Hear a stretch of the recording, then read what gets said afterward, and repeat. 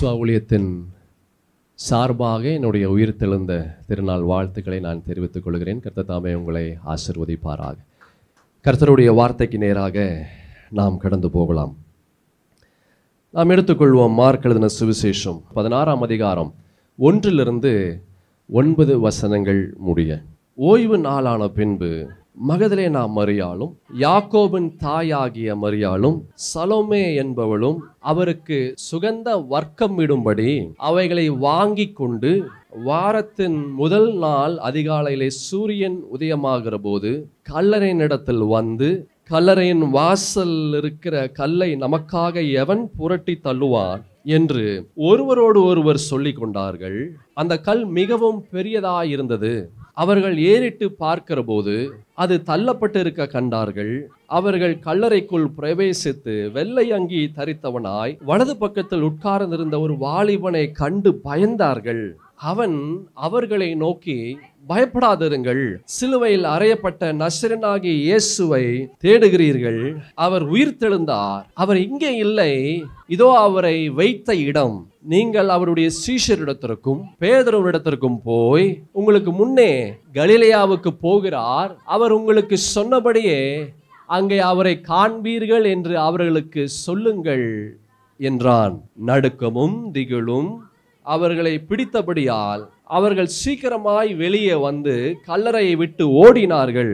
அவர்கள் பயந்திருந்தபடியினால் ஒருவருக்கும் ஒன்றும் சொல்லாமற் போனார்கள். வாரத்தின் முதலாம் நாள் அதிகாலையிலே இயேசு எழுந்திருந்த பின்பு மகதலேனா மரியாளுக்கு முதல் தரிசனமானார். நம்ம பார்த்தோம், இந்த மார்க் எழுதின சுவிசேஷம் 16ஆம் அதிகாரம் 1-9 நாம் பார்த்தோம். அதில் அந்த முதல் வசனத்தில் பார்த்தோம், ஓய்வு நாளான பின்பு மகதலேனா மரியாள், யாக்கோபின் தாயாகிய மரியாள், சலோமே என்பவளும் இந்த இயேசுவை காண போனாங்க. 3 ஸ்திரீகள் இந்த கல்லறைக்கு அவங்க போனாங்க.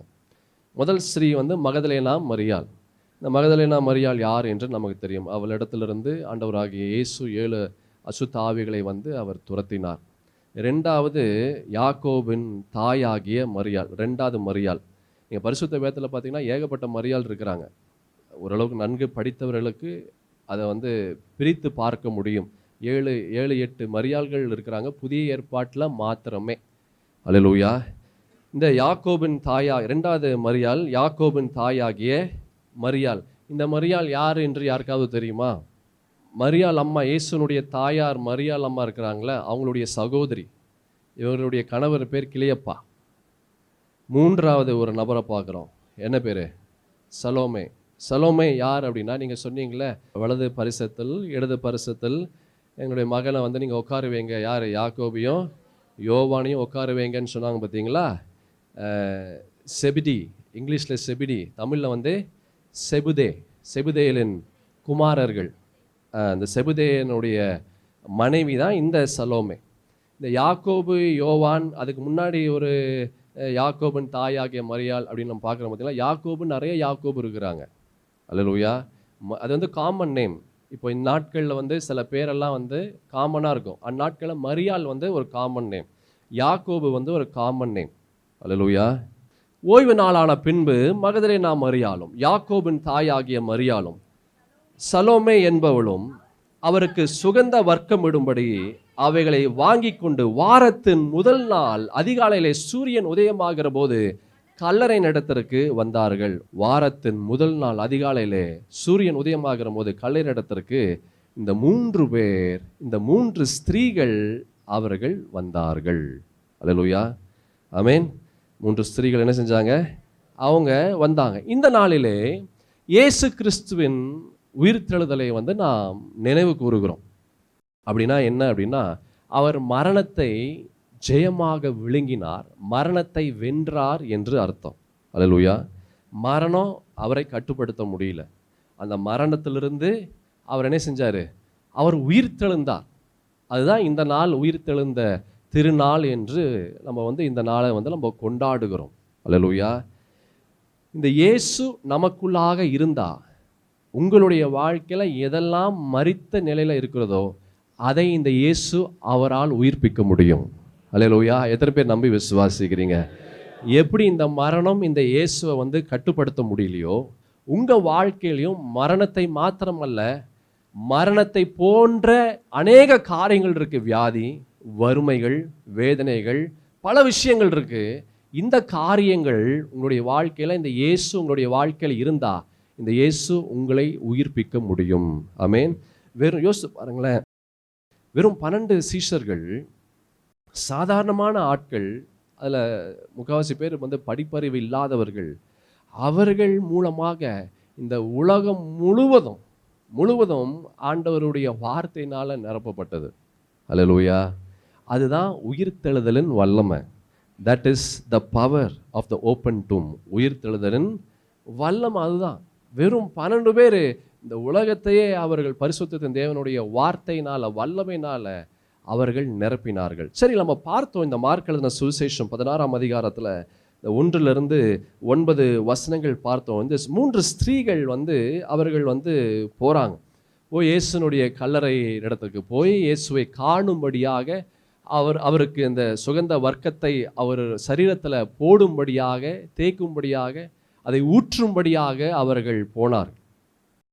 அதற்கு பிற்பாடு நம்ம பார்த்தோம், அந்த தேவ தூதர்கள் சொன்னால் அவர் இங்கே இல்லை, அவர் உயிர் தெழுந்தார், நீங்கள் போய் இயேசுவின் சீஷர் இடத்துல நீங்கள் இதை போய் சொல்லுங்கள் இந்த செய்தியை என்று அந்த தேவ தூதன் வந்து அவர் சொன்னார்.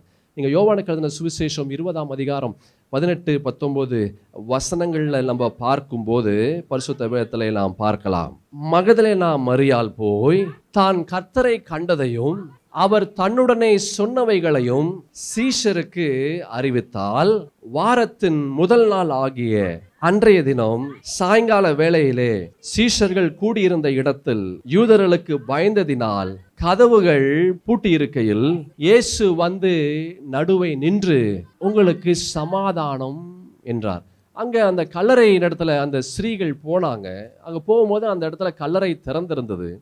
அங்கே இயேசு இல்லை. அந்த இடத்துல இருந்த ஒரு தேவ தூதன் அவர் சொல்றாரு, அவர் இங்கே இல்லை, நீங்கள் போய் அவருடைய சீஷர் இடத்துல போய் இதெல்லாம் நீங்கள் போய் சொல்லுங்க என்று அந்த தேவ தூதன் சொன்னார். உடனே எல்லாரும் வந்து அந்த இடத்த விட்டு போகிறாங்க. மகதலேனா மரியாள், அந்த ஸ்திரீகள் மகதலேனா மரியாள் அந்த ஒரு ஸ்திரீ வந்து சீஷர்கள் இடத்துல வந்து சொல்கிறாங்க. நம்ம பார்த்தோம், மகதலேனா மரியாள் போய் தான் கர்த்தரை கண்டதையும் அவர் தன்னுடனே சொன்னவைகளையும் சீஷருக்கு அறிவித்தால், வாரத்தின் முதல் நாள் ஆகிய அன்றைய தினம் சாயங்கால வேளையிலே சீஷர்கள் கூடியிருந்த இடத்தில் யூதர்களுக்கு பயந்ததினால் கதவுகள் பூட்டி இருக்கையில் இயேசு வந்து நின்று, உங்களுக்கு சமாதானம் என்றார். இந்த செய்தியின் தலைப்பு an open tomb and a closed door. திறந்த கல்லறையும் பூட்டப்பட்ட கதவும். திறந்த கல்லறையும் பூட்டப்பட்ட கதவும். 3 ஸ்திரீகள் மரித்த கிறிஸ்துவை அவர்கள் பார்க்க போனாங்க. கவலையோடு, வேதனையோடு, பாரத்தோடு அவர்கள் வந்து போனாங்க ஆண்டவராகிய இயேசுவின் சரீரத்தை காணும்படியாக. ஆனால் திரும்ப வரும்போது அவர்கள் ஒரு நற்செய்தியோடு திரும்ப அவர்கள் கடந்து வந்தாங்க. போகும்போது வேதனையோடு போனாங்க, ஆனால் திரும்ப வரும்போது ஒரு நற்செய்தியோடு வந்தாங்க. யாருக்குமே கிடைக்காத ஒரு அனுபவம், யாருக்குமே கிடைக்காத ஒரு காட்சி, யாருக்குமே கிடைக்காத ஒரு ஆசீர்வாதம் இந்த ஸ்திரீகளுக்கு கிடைத்தது. அல்லேலூயா. யாருக்குமே கிடைக்கல, இந்த ஸ்திரீகளுக்கு தான் கிடைத்தது. இது எப்படி நடந்தது? முதலாவது, யாருக்குமே கிடைக்காத ஒரு ஆசீர்வாதத்தை இந்த ஸ்திரீகள் பெற்றுக்கொண்டாங்க. எப்படி இது நடந்தது? Number 1, they went. அவர்கள் அந்த இடத்திற்கு போனார்கள். they went. முதலாவது, even though he was dead, அவர் மரித்த நிலையில் அவர் இருந்த போதும், அவர் இறந்துட்டாருங்க என்று அவர்களுக்கு எல்லாருக்கும் தெரிந்த ஒரு விஷயமா இருந்தாலும், அந்த மரித்த கிறிஸ்துவை அவர்கள் தேடி அவர்கள் போனாருங்க. கூட சீஷர்கள் போகல, இவர்கள் மாத்திரம் அவர்கள் கடந்து போனார்கள். லிசன், நல்லா கவனமாக கேளுங்க. Your dedication, your determination, your discipline, அதாவது உங்களுடைய அர்ப்பணிப்பு, உங்களுடைய தீர்மானம், உங்களுடைய ஒழுக்கம், இந்த 3ம் உங்களுடைய ஆசீர்வாதத்தை கொண்டு வரும். அல்லேலூயா. அந்த வசனத்தில் நம்ம பார்த்தோம், யோவானுக்கு எழுதின சுவிசேஷத்தில் 20ஆம் அதிகாரம் 1ஆம் வசனத்தில் ஒரு விஷயத்தை பார்த்தோம். வாரத்தின் முதல் நாள் காலையில் போதும் எப்படி இருந்தது? அதிக இருட்டோடே. எப்படி இருந்தது? அதிகமான இருட்டு இருந்தது. அல்லேலூயா. It was still dark. ரொம்ப இருட்டு. அந்நாட்கள்லாம் லைட்டு கிடையாது, ஸ்ட்ரீட் லைட்லாம் கிடையாது, டார்ச் லைட்டு கிடையாது, செல்ஃபோன் லைட்டு கிடையாது. யோசிச்சு பாருங்க எப்படி இருந்திருக்கும். அந்நாட்களில் ரோடு வசதி கிடையாது, எல்லா பக்கமும் புதரா இருக்கும், காடு மாதிரி இருக்கும், அநேக விலங்குகள் மிருகங்கள் இருக்கும், விஷப்பூச்சிகள் பாம்புகள் எல்லா பக்கமும் இருந்திருக்கும், பலவிதமான தடைகள், போகிறதுக்கு வாய்ப்பே இல்லை. வெளிச்சத்தில் போனாலே அவ்வளவு பிரச்சனைகள் இருக்கும். இருட்டில் போகிறாங்க. அல்லேலூயா. அந்த இருட்டை பற்றி அவங்க கவலைப்படலை. ரோடு இருக்குதோ ரோடு இல்லையோ அதை பற்றி கவலை இல்லை. அவங்க எதை பற்றியுமே கவலைப்படலை. தே வெண்ட், அவங்க போனார்கள். அல்லேலூயா. நல்லா யோசிச்சு பாருங்க. நம்ம கர்த்தருடைய ஆலயத்திற்கு வர, கர்த்தருடைய கூட்டங்களிலே நாம் பங்கு பெற, கர்த்தருடைய காரியத்திலே கலந்து கொள்ள என்னென்ன சாக்கு போக்கு, என்னென்ன காரணங்கள் நாம் சொல்லுகிறோம் என்று யோசித்து பாருங்களேன். அல்லேலூயா. நல்லா கவனமாக கேளுங்க. காரணங்கள் ஆசீர்வாதத்தை கொண்டு வராது. ஆமென். காரணங்கள் அற்புதங்களை கொண்டு வராது. காரணங்கள் விடுதலையை கொண்டு வராது.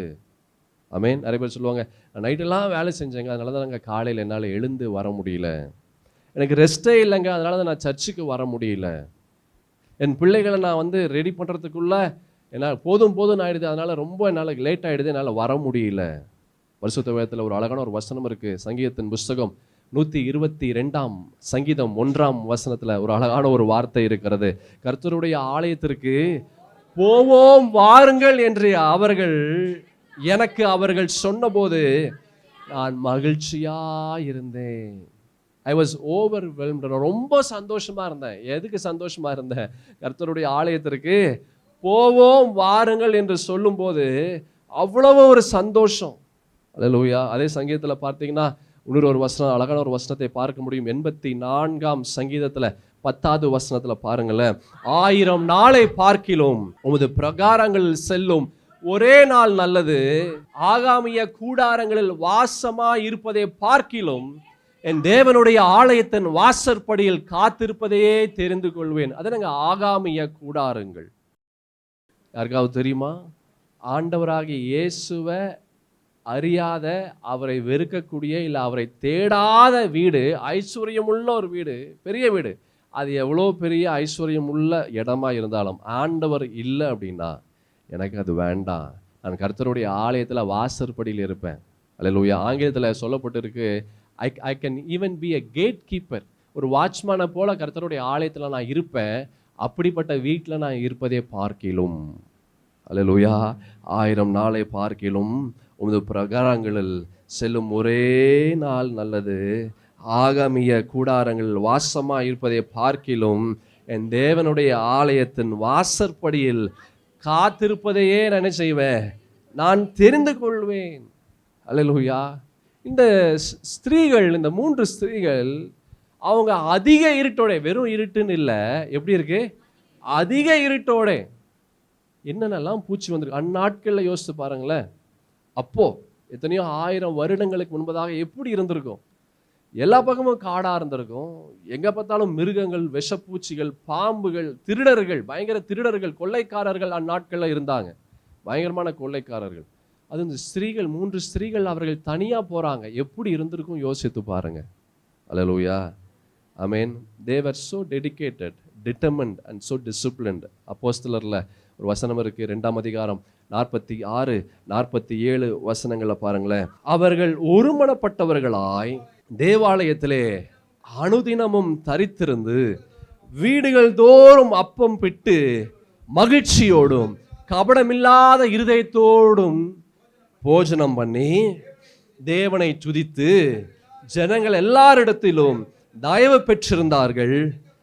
ரட்சிக்கப்படுகிறவர்களை கர்த்தர் அனுதினமும் சபையிலே சேர்த்து கொண்டு இருந்தார். அவர்களுக்கு அப்படிப்பட்ட ஒரு வைராக்கியம் இருந்தது. ஒவ்வொரு நாளும் கர்த்தருடைய ஆலயத்தில் அவர்கள் வாசம் செய்தார்கள். கர்த்தருடைய காரியத்தை செய்வதில் அவ்வளோ ஒரு வாஞ்ச, அவ்வளோ ஒரு உற்சாகம், அவ்வளோ ஒரு வைராக்கியம்.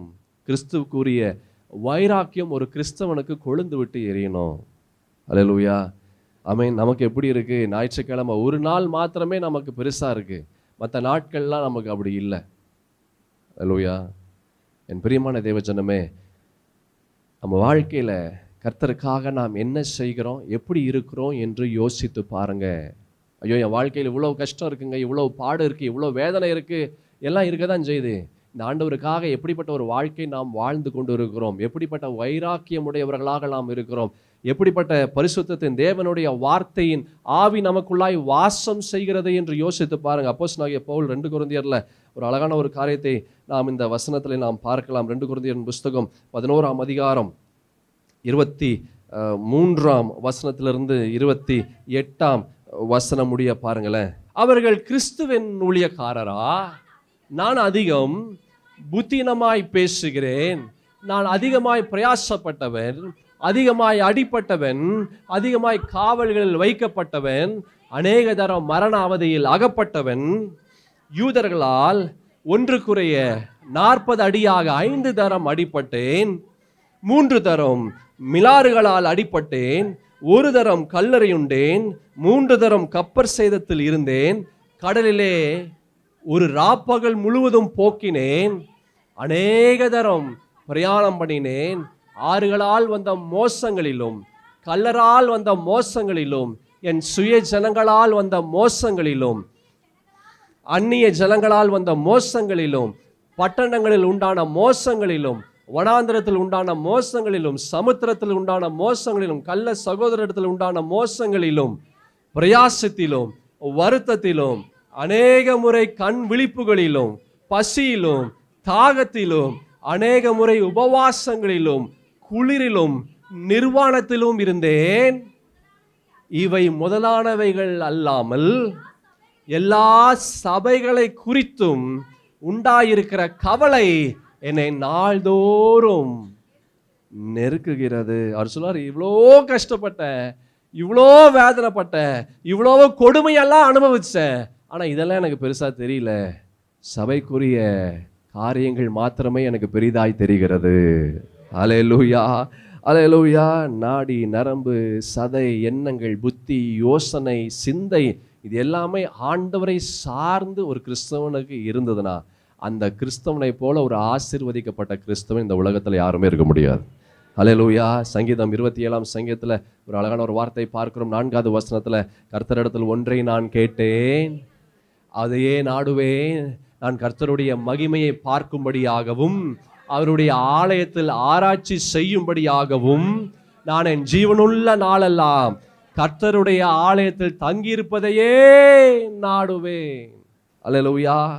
ஆமாம். இந்த ஸ்திரீகள் அவர்கள் எப்படி போனாங்களாம்? இருட்டோடே போனார்களாம். ஆமென். ஏன் போனாங்க? ஏங்க போனாங்க? மரித்த கிறிஸ்துவை காண போனாங்க. உயிருள்ள கிறிஸ்துவை அவர்கள் காண போகலை. அவங்களுக்கு தெரியாது, அவர் உயிர் தெழுந்துவாரெல்லாம் அவங்களுக்கு தெரில. எல்லாம் கந்த வர்க்கத்தை எடுத்துகிட்டு போகிறாங்க. ஏன்? அது செத்த சரீரத்திற்கு அது வாசனை திரவியம். அந்த வாசனை ஊட்டும்படியாக அவர்கள் அந்த செத்த சரீரத்திற்கு அவர்கள் அதை மேலே ஊற்றும்படியாக போகிறாங்க. அவர் உயிர் தெழுவாரெல்லாம் அவங்க யோசிக்கல. அவர் மறிச்சிட்டாரு, நம்ம போய் இந்த வாசனை திரவியத்தை நம்ம மேலே அவர் மேலே நம்ம ஊற்றலாம் என்று அவர்கள் செத்த கிறிஸ்துவை அவர்கள் காண அவர்கள் போனாங்க. அல்லேலூயா. இதில் இன்னும் ஒரு முக்கியமான ஒரு விஷயம் என்ன அப்படின்னா, இயேசு கிறிஸ்துவை சும்மா அப்படி அங்கே போய் பார்க்க முடியாது.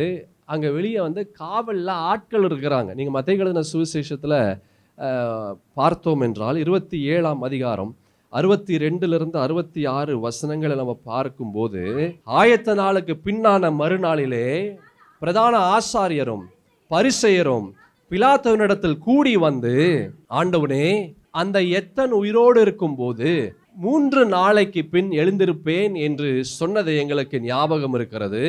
ஆகையால் நம்முடைய சீஷர்கள் ராத்திரியிலே அவனை களவாய் கொண்டு போய் மரித்தோரிலிருந்து எழுந்தான் என்று ஜனங்களுக்கு சொல்லாதபடிக்கும், முந்தின எத்தனை பார்க்கிலும் பிந்தின எத்து கொடிதாகாதபடிக்கும் நீர் 3 நாள் வரைக்கும் கல்லறையை பத்திரப்படுத்தும்படி கட்டளையிட வேண்டும் என்றார்கள். அதற்கு பிலாத்து, உங்களுக்கு காவல் சேவகர் உண்டே, போய் உங்களால் கூடிய மட்டும் பத்திரப்படுத்தி கொள்ளுங்கள் என்றான். அவர்கள் போய் கல்லுக்கு முத்திரை போட்டு காவல் வைத்து கல்லறையை பத்திரப்படுத்தினார்கள். இப்போ அங்கே என்ன இருக்குது? அங்கே என்னங்க இருக்கு? காவலாளிகள் இருக்கிறாங்க. இப்போ அங்கே போனால் என்ன ஆகும்? என்ன ஆகும்? பிடிச்சிருவாங்க. அல்லேலூயா. பிடிச்சி என்ன பண்ணுவாங்க? அவங்க ஜெயிலில் போடுவாங்க, சித்திரவதை செய்வாங்க, பெரிய காரியங்கள் எல்லாம் செய்வாங்க. ஆண்கள் போனாலே இப்படிப்பட்ட ஒரு நிலை. அதுவும் பெண்கள் போகிறாங்க. அல்லேலூயா. பெண்கள் போனால் என்ன செய்வாங்கன்னு யோசித்து கூட பார்க்க முடியாது. அப்படி இருந்தும் அந்த 3 பேர் போனாங்க. அல்லேலூயா. அவ்வளவு கஷ்டங்கள் இருக்கும், அவ்வளவு பாடுகள் இருக்கும், அவ்வளவு வேதனை இருக்கும், அவ்வளவு நினைத்து பார்க்க முடியாத விஷயங்கள் எல்லாம் நடக்கிறதுக்கு வாய்ப்புகள் உண்டு. யோசித்தே பார்க்க முடியாது என்ன நடக்கும் என்று. அப்படி இருந்துமே அவர்கள் போனாங்க. யாருக்குமே கிடைக்காதது அவர்களுக்கு கிடைத்தது. அல்லேலூயா. மார்க் எழுதின சுவிசேஷம் 16ஆம் அதிகாரத்தில் 5-7 வசனங்கள் நம்ம பார்த்தோம். வேகமாக நாம் பார்க்கலாம். அவர்கள் கல்லறைக்குள் பிரவேசித்து வெள்ளை அங்கி தரித்தவனாய் வலது பக்கத்தில் உட்கார்ந்திருந்த ஒரு வாலிபனை கண்டு பயந்தார்கள். யாருக்காவது இப்படிப்பட்ட ஒரு சந்தர்ப்பம் கிடைக்குமா? ஒரு தேவ தூதனை அவர்கள் பார்க்கிறாங்க. அல்லேலூயா. யாருக்குமே கிடைக்காது. ஆனால் இவர்களுக்கு கிடைச்சது. அவர்கள் கல்லறைக்குள் பிரவேசித்து வெள்ளை அங்கி தரித்தவனாய் வலது பக்கத்தில் உட்கார்ந்த ஒரு வாலிபனை கண்டு பயந்தார்கள். அவன் அவர்களை, பயப்படாதிருங்கள், சிலுவையில் அறையப்பட்ட நசரனாகிய இயேசுவை தேடுகிறீர்கள். அவர் உயிர்த்தெழுந்தார். அவர் இங்கே இல்லை. இதோ அவரை வைத்த இடம். நீங்கள் அவருடைய சீஷரிடத்திற்கும் பேதுருவிடத்திற்கும் போய் உங்களுக்கு முன்னே கலிலேயாவுக்கு போகிறார், அவர் உங்களுக்கு சொன்னபடியே அங்கே அவரை காண்பீர்கள் என்று அவர்களுக்கு சொல்லுங்கள். அதாவது மிகப்பெரிய ஒரு சத்தியம், மிகப்பெரிய ஒரு வார்த்தை, மிகப்பெரிய ஒரு சுவிசேஷம் இவர்கள் மூலமா எல்லா பக்கமும் அறிவிக்கப்பட்டது. எப்படி இருக்கு பாருங்க. சீஷர்கள் மூலமா போகல, இவர்கள் மூலமா அறிவிக்கப்பட்டது. என்ன பெரிய ஒரு ஆசீர்வாதம். அல்லேலூயா. எவ்வளவு பெரிய ஒரு ஆசீர்வாதம். யாருக்குமே கிடைக்காத ஒரு ஆசீர்வாதம் இந்த 3 ஸ்திரீகளுக்கு கிடைத்தது. How far would you go for this Jesus? இந்த இயேசுவுக்காக நீங்கள் எவ்வளவு தூரம் நீங்கள் போக முடியும்? அல்லேலூயா. இந்த இயேசுவுக்காக எதை நீங்கள் இழக்க தயாராக இருக்கிறீங்க? என்னத்தை இழக்க தயாராக இருக்கிறீங்க? உங்களையும் என்னையும் பாவத்திலிருந்து, சாபத்திலிருந்து, பிசாசின் பிடியிலிருந்து, மரணத்திலிருந்து இந்த ஆண்டவராகிய இயேசு கிறிஸ்து நம்மை மீட்டு எடுத்தார். அல்லேலூயா. நம்மை மீட்டு எடுக்கும்படியாக அவர் தன்னையே பலியாக ஒப்பு கொடுத்தார். பல சித்திரவாதைகள், சொல்லி மாளாத காரியங்கள். He went so far to bring us back. அவர் ரொம்ப தூரம் போனார், உங்களையும் என்னையும் மீட்டு எடுத்துட்டு வரும்படியாக. அல்லேலூயா. இயேசுவுக்காக நாம் என்ன செய்ய போகிறோம்? நீங்கள் என்ன செய்ய போறீங்க? யோசித்து பார் சகோதரா, சகோதரி. அப்போஸ்தலனாகிய பவுல் சொல்றார், எபேசியருக்கு எழுதின நிருபம் 4ஆம் அதிகாரத்தில் ஒரு வார்த்தையை சொல்றாரு. ரொம்ப அழகான ஒரு வார்த்தை. 1வது வசனம் பாருங்களேன். 4ஆம் அதிகாரம். கர்த்தர் நிமித்தம் கட்டுண்டவனாகிய நான். இது ஆங்கிலத்தில் எப்படி தெரியுமா இருக்கு? Prisoner of the Lord.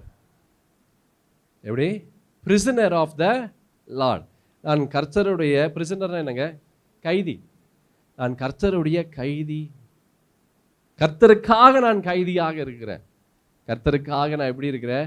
கைதியாக இருக்கிறேன். அப்படின்னா என்ன அர்த்தம்னா, அவர் என்ன சொன்னாலும் நான் செய்வேன். என் நேரம் எல்லாம் அவர் இடத்துல தான் இருக்கு. அவரோடு நான் கட்டப்பட்டு இருக்கிறேன். கைதி என்ன செய்வான்? எப்படி இருப்பான்? கட்டப்பட்டு இருப்பான். அவனால் எங்கேயுமே போக முடியாது கைதியாக இருந்தா. அப்போஸ்தலனாகிய பவுல் சொல்றாரு, நான் கிறிஸ்துவோடு நான் கட்டப்பட்டு இருக்கிறேன்றாரு. அல்லேலூயா. இந்த ஸ்திரீகள் அவர்கள் போனாங்க. they went. எப்போ போனாங்க? இருட்டோட போனாங்க. அல்லேலூயா. அந்த இருட்டை பற்றி அவர்களுக்கு கவலை இல்லை. they weren't worried. ஐயோ இருட்டா இருக்கே, என்ன ஆகுமோ, அதை பற்றி கவலை இல்லை. ஐயோ அந்த இடத்துல காவலர்கள் இருப்பாங்களே, நம்ம போனால் நம்மளை கொன்று போடுவாங்க, இல்லை வேற ஏதாச்சும் செஞ்சுருவாங்க, இல்லை ஜெயிலில் போட்டுருவாங்க, இல்லை என்ன நடக்கும், அதை பற்றி அவங்க கவலைப்படல. கூட யாருமே வரலையே. அதுவும் குறிப்பாக சீஷர்கள் ஒருத்தரும் வரலையே. அன்பான சீஷனாக இருக்கக்கூடிய பேதுரு வரலையே, யோவான் வரலையே, யாக்கோபு வரலையே, யாருமே வரலையே. எப்படி நம்ம மாத்திரம் போகிறது? அவங்கெல்லாம் வராமல் நம்ம எப்படி போகிறது? எதுவுமே யோசிக்கல. இன்று அநேகர் இப்படி தான். இவங்க வந்தாதான் நான் கோயிலுக்கு போவேன், இவங்க வரலன்னா என்ன செய்ய மாட்டேன், கோயிலுக்கு நான் போக மாட்டேன். அல்லேலூயா. இவங்க பக்கத்தில் தான் நான் உட்காருவேன். அப்படி இல்லை அப்படின்னா அந்த இடத்துல ஒரு பெரிய ஒரு சண்டை நடக்குது. என்னுடைய இடம், என்னுடைய இடம். அல்லேலூயா. நல்லா கவனமாக கேளு. அவங்க பரலோகம் வரமாட்டாங்க, அப்போ நீயும் போகாமல் இருப்பியா? அல்லேலூயா. அவங்க பரலோகம் வரமாட்டாங்கப்பா, அப்போ நீயும் போகாமல் இருப்பியா? அவங்க வரலைங்க பரலோகத்துக்கு, ஆனால் நானும் பரலோகம் போக மாட்டேங்க. அவங்க எங்கே போனாலும் நான் போவேன், நரகம் போனாலும் நான் போவேன். அப்படி சொல்லுவியா? அல்லேலூயா. Don't have this kind of mentality. இப்படிப்பட்ட எண்ணத்தை வச்சுக்காத, இப்படிப்பட்ட யோசனை உனக்குள்ளாக இருக்க வேண்டாம். You will lose your blessing. ஆசீர்வாதத்தை இழந்து விடுவேன். கர்த்தருடைய விஷயத்தில் ஞானமாக இரு. நம்முடைய ஆத்மாவுக்கு நான் தான் உத்தரவாதம், அடுத்தவன் அல்ல. உன்னுடைய ஆத்மாவுக்கு நீ தான் உத்தரவாதம். No one is responsible, no one is responsible. பரிசுத்த வேதத்தில் ஒரு அழகான ஒரு வார்த்தை இருக்கு. கலாத்தியர்கள் நிருபம் 6ஆம் அதிகாரம் 5வது வசனத்தில், அவன் தன் தன் பாரத்தை சுமப்பானே. இது இங்கிலீஷில் இன்னும் அழகா இருக்கு. எப்படின்னா, each one has to bear his own load, his own burden. It is his responsibility. அவனவன் காரியத்திற்கு அவனவனே உத்தரவாதம் கொடுக்கணும். அல்லேலூயா. ரோமர்களின் நிருபத்தில் கூட ஒரு வசனம் இருக்கு, 14ஆம் அதிகாரம் 12வது வசனத்தை பாருங்களேன். ஆதலால் நம்மில் ஒருவனும் தன்னை குறித்து தேவனுக்கு என்ன செய்யணுமா? கணக்கு ஒப்புவிப்பான். நீ கணக்கு கொடுக்கணும். நீ அந்த நேரத்தில் சொல்ல முடியுமா, அவங்க வரலங்க அதனால நான் வரலங்க, அவங்க வரமாட்டேன்ட்டாங்க அதனால நானும் போகலை? சொல்ல முடியுமா? அப்படி சொன்னீங்கன்னா என்ன ஆகும்? சொன்னா என்ன ஆகும்? 1 கொரிந்தியர் 3ஆம் அதிகாரம் 8வது வசனத்தை பாருங்க. மேலும் நடுகிறவனும் நீர் பாய்ச்சுகிறவனும் ஒன்றாய் இருக்கிறார்கள், அவன் தன் தன் வேலைக்கு தக்கதாய் கூலியை பெறுவான். நீ செய்கிற என்ன வேலை செய்யறியோ அதற்குரிய கூலியை நீ பெற்றுக்கொள்வ ஆண்டவரிடத்திலிருந்து. அல்லேலூயா. ஆமென். அவர்கள் வரல, அதனால நானும் வரல. ஆமென். என் பிரியமான தேவ ஜனமே, இந்த ஸ்திரீகள் அவங்க சொல்ல, ஐயோ சீஷர்கள்லாம் வரலங்க, நாம் எப்படி நாங்கள் போக முடியும், நாங்கள் மாத்திரம் எப்படி போக முடியும், சீஷர்கள் வந்தால் தான் நாங்கள் போக முடியும், சீஷர்களே வரல, அப்போ எப்படி நாங்கள் போக முடியும், இப்படியெல்லாம் அவங்க சொல்லலை. They went. அல்லேலூயா. அவங்க என்ன செஞ்சாங்க? அவங்க போனாங்க. யாருக்குமே கிடைக்காதது அவங்க பெற்றுக்கொண்டாங்க. அல்லேலூயா. இன்னும் உங்களுடைய வாழ்க்கையில் கிடைக்காமல் இருக்கா சகோதரா சகோதரி? இன்னும் வாழ்க்கையில் கிடைக்காம இருக்கா? என்ன கிடைக்காம இருக்கு? ஆமென். என்ன கிடைக்காம இருக்கு? உங்கள் மனசு சொல்லுது இந்த விஷயம் கிடைக்காம இருக்கு அப்படின்னா நீ என்ன செய்து கொண்டு இருக்கிறாய் என்று யோசித்து பார். நீ என்ன செய்து கொண்டு இருக்கிறாய்? ரெண்டாவது அந்த ஸ்திரீகள், அந்த 3 பேர் கிறிஸ்துவை காண அவர்கள் போனாங்க. எந்த கிறிஸ்துவை காண போனாங்க? மரித்த கிறிஸ்துவை காண போனாங்க. கவலையோடு, பாரத்தோடு, வேதனையோடு அவர்கள் போனாங்க. ஆனால் திரும்பி வரும்போது ஒரு பெரிய சுவிசேஷத்தை அவர்கள் சுமந்து வந்தாங்க. பெரிய நற்செய்தியை அவர்கள் சுமந்து வந்தாங்க. யாருக்குமே கிடைக்காதது இவர்களுக்கு கிடைத்தது. எப்படி இவர்களுக்கு கிடைத்தது? ரெண்டாவது இவர்கள் என்ன செய்தார்களா? They spend. அவர்கள் செலவழித்தார்கள். ஆமென். மார்க் எழுதின சுவிசேஷம் 16ஆம் அதிகாரம் 1ஆம் வசனத்தை பாருங்களேன். ஓய்வு நாளான பின்பு மகதலேனா மரியாளும் யாக்கோபின் தாயாகிய மரியாளும் சலோமே என்பவளும் அவருக்கு சுகந்த வர்க்கமிடும்படி அவைகளை வாங்கி கொண்டு போனார்கள். They are so expensive. அது விலை உயர்ந்த ஒன்று, விலை உயர்ந்தது. They spent for Jesus. இயேசுவுக்காக அதை அவர்கள் செய்தார்கள். Listen carefully. நல்லா கவனமாக கேளுங்க. அது எப்போ செஞ்சாங்க? எப்போங்க செஞ்சாங்க? He is dead. அவர் இறந்து போயிருக்கிறார். ஆமென். இந்த விலையுயர்ந்ததை வாங்கிட்டு போய் அவருக்கு போட்டா அவருக்கு தெரியுமா?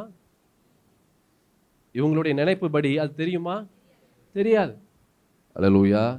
Even though he is dead, he cannot see what they spent.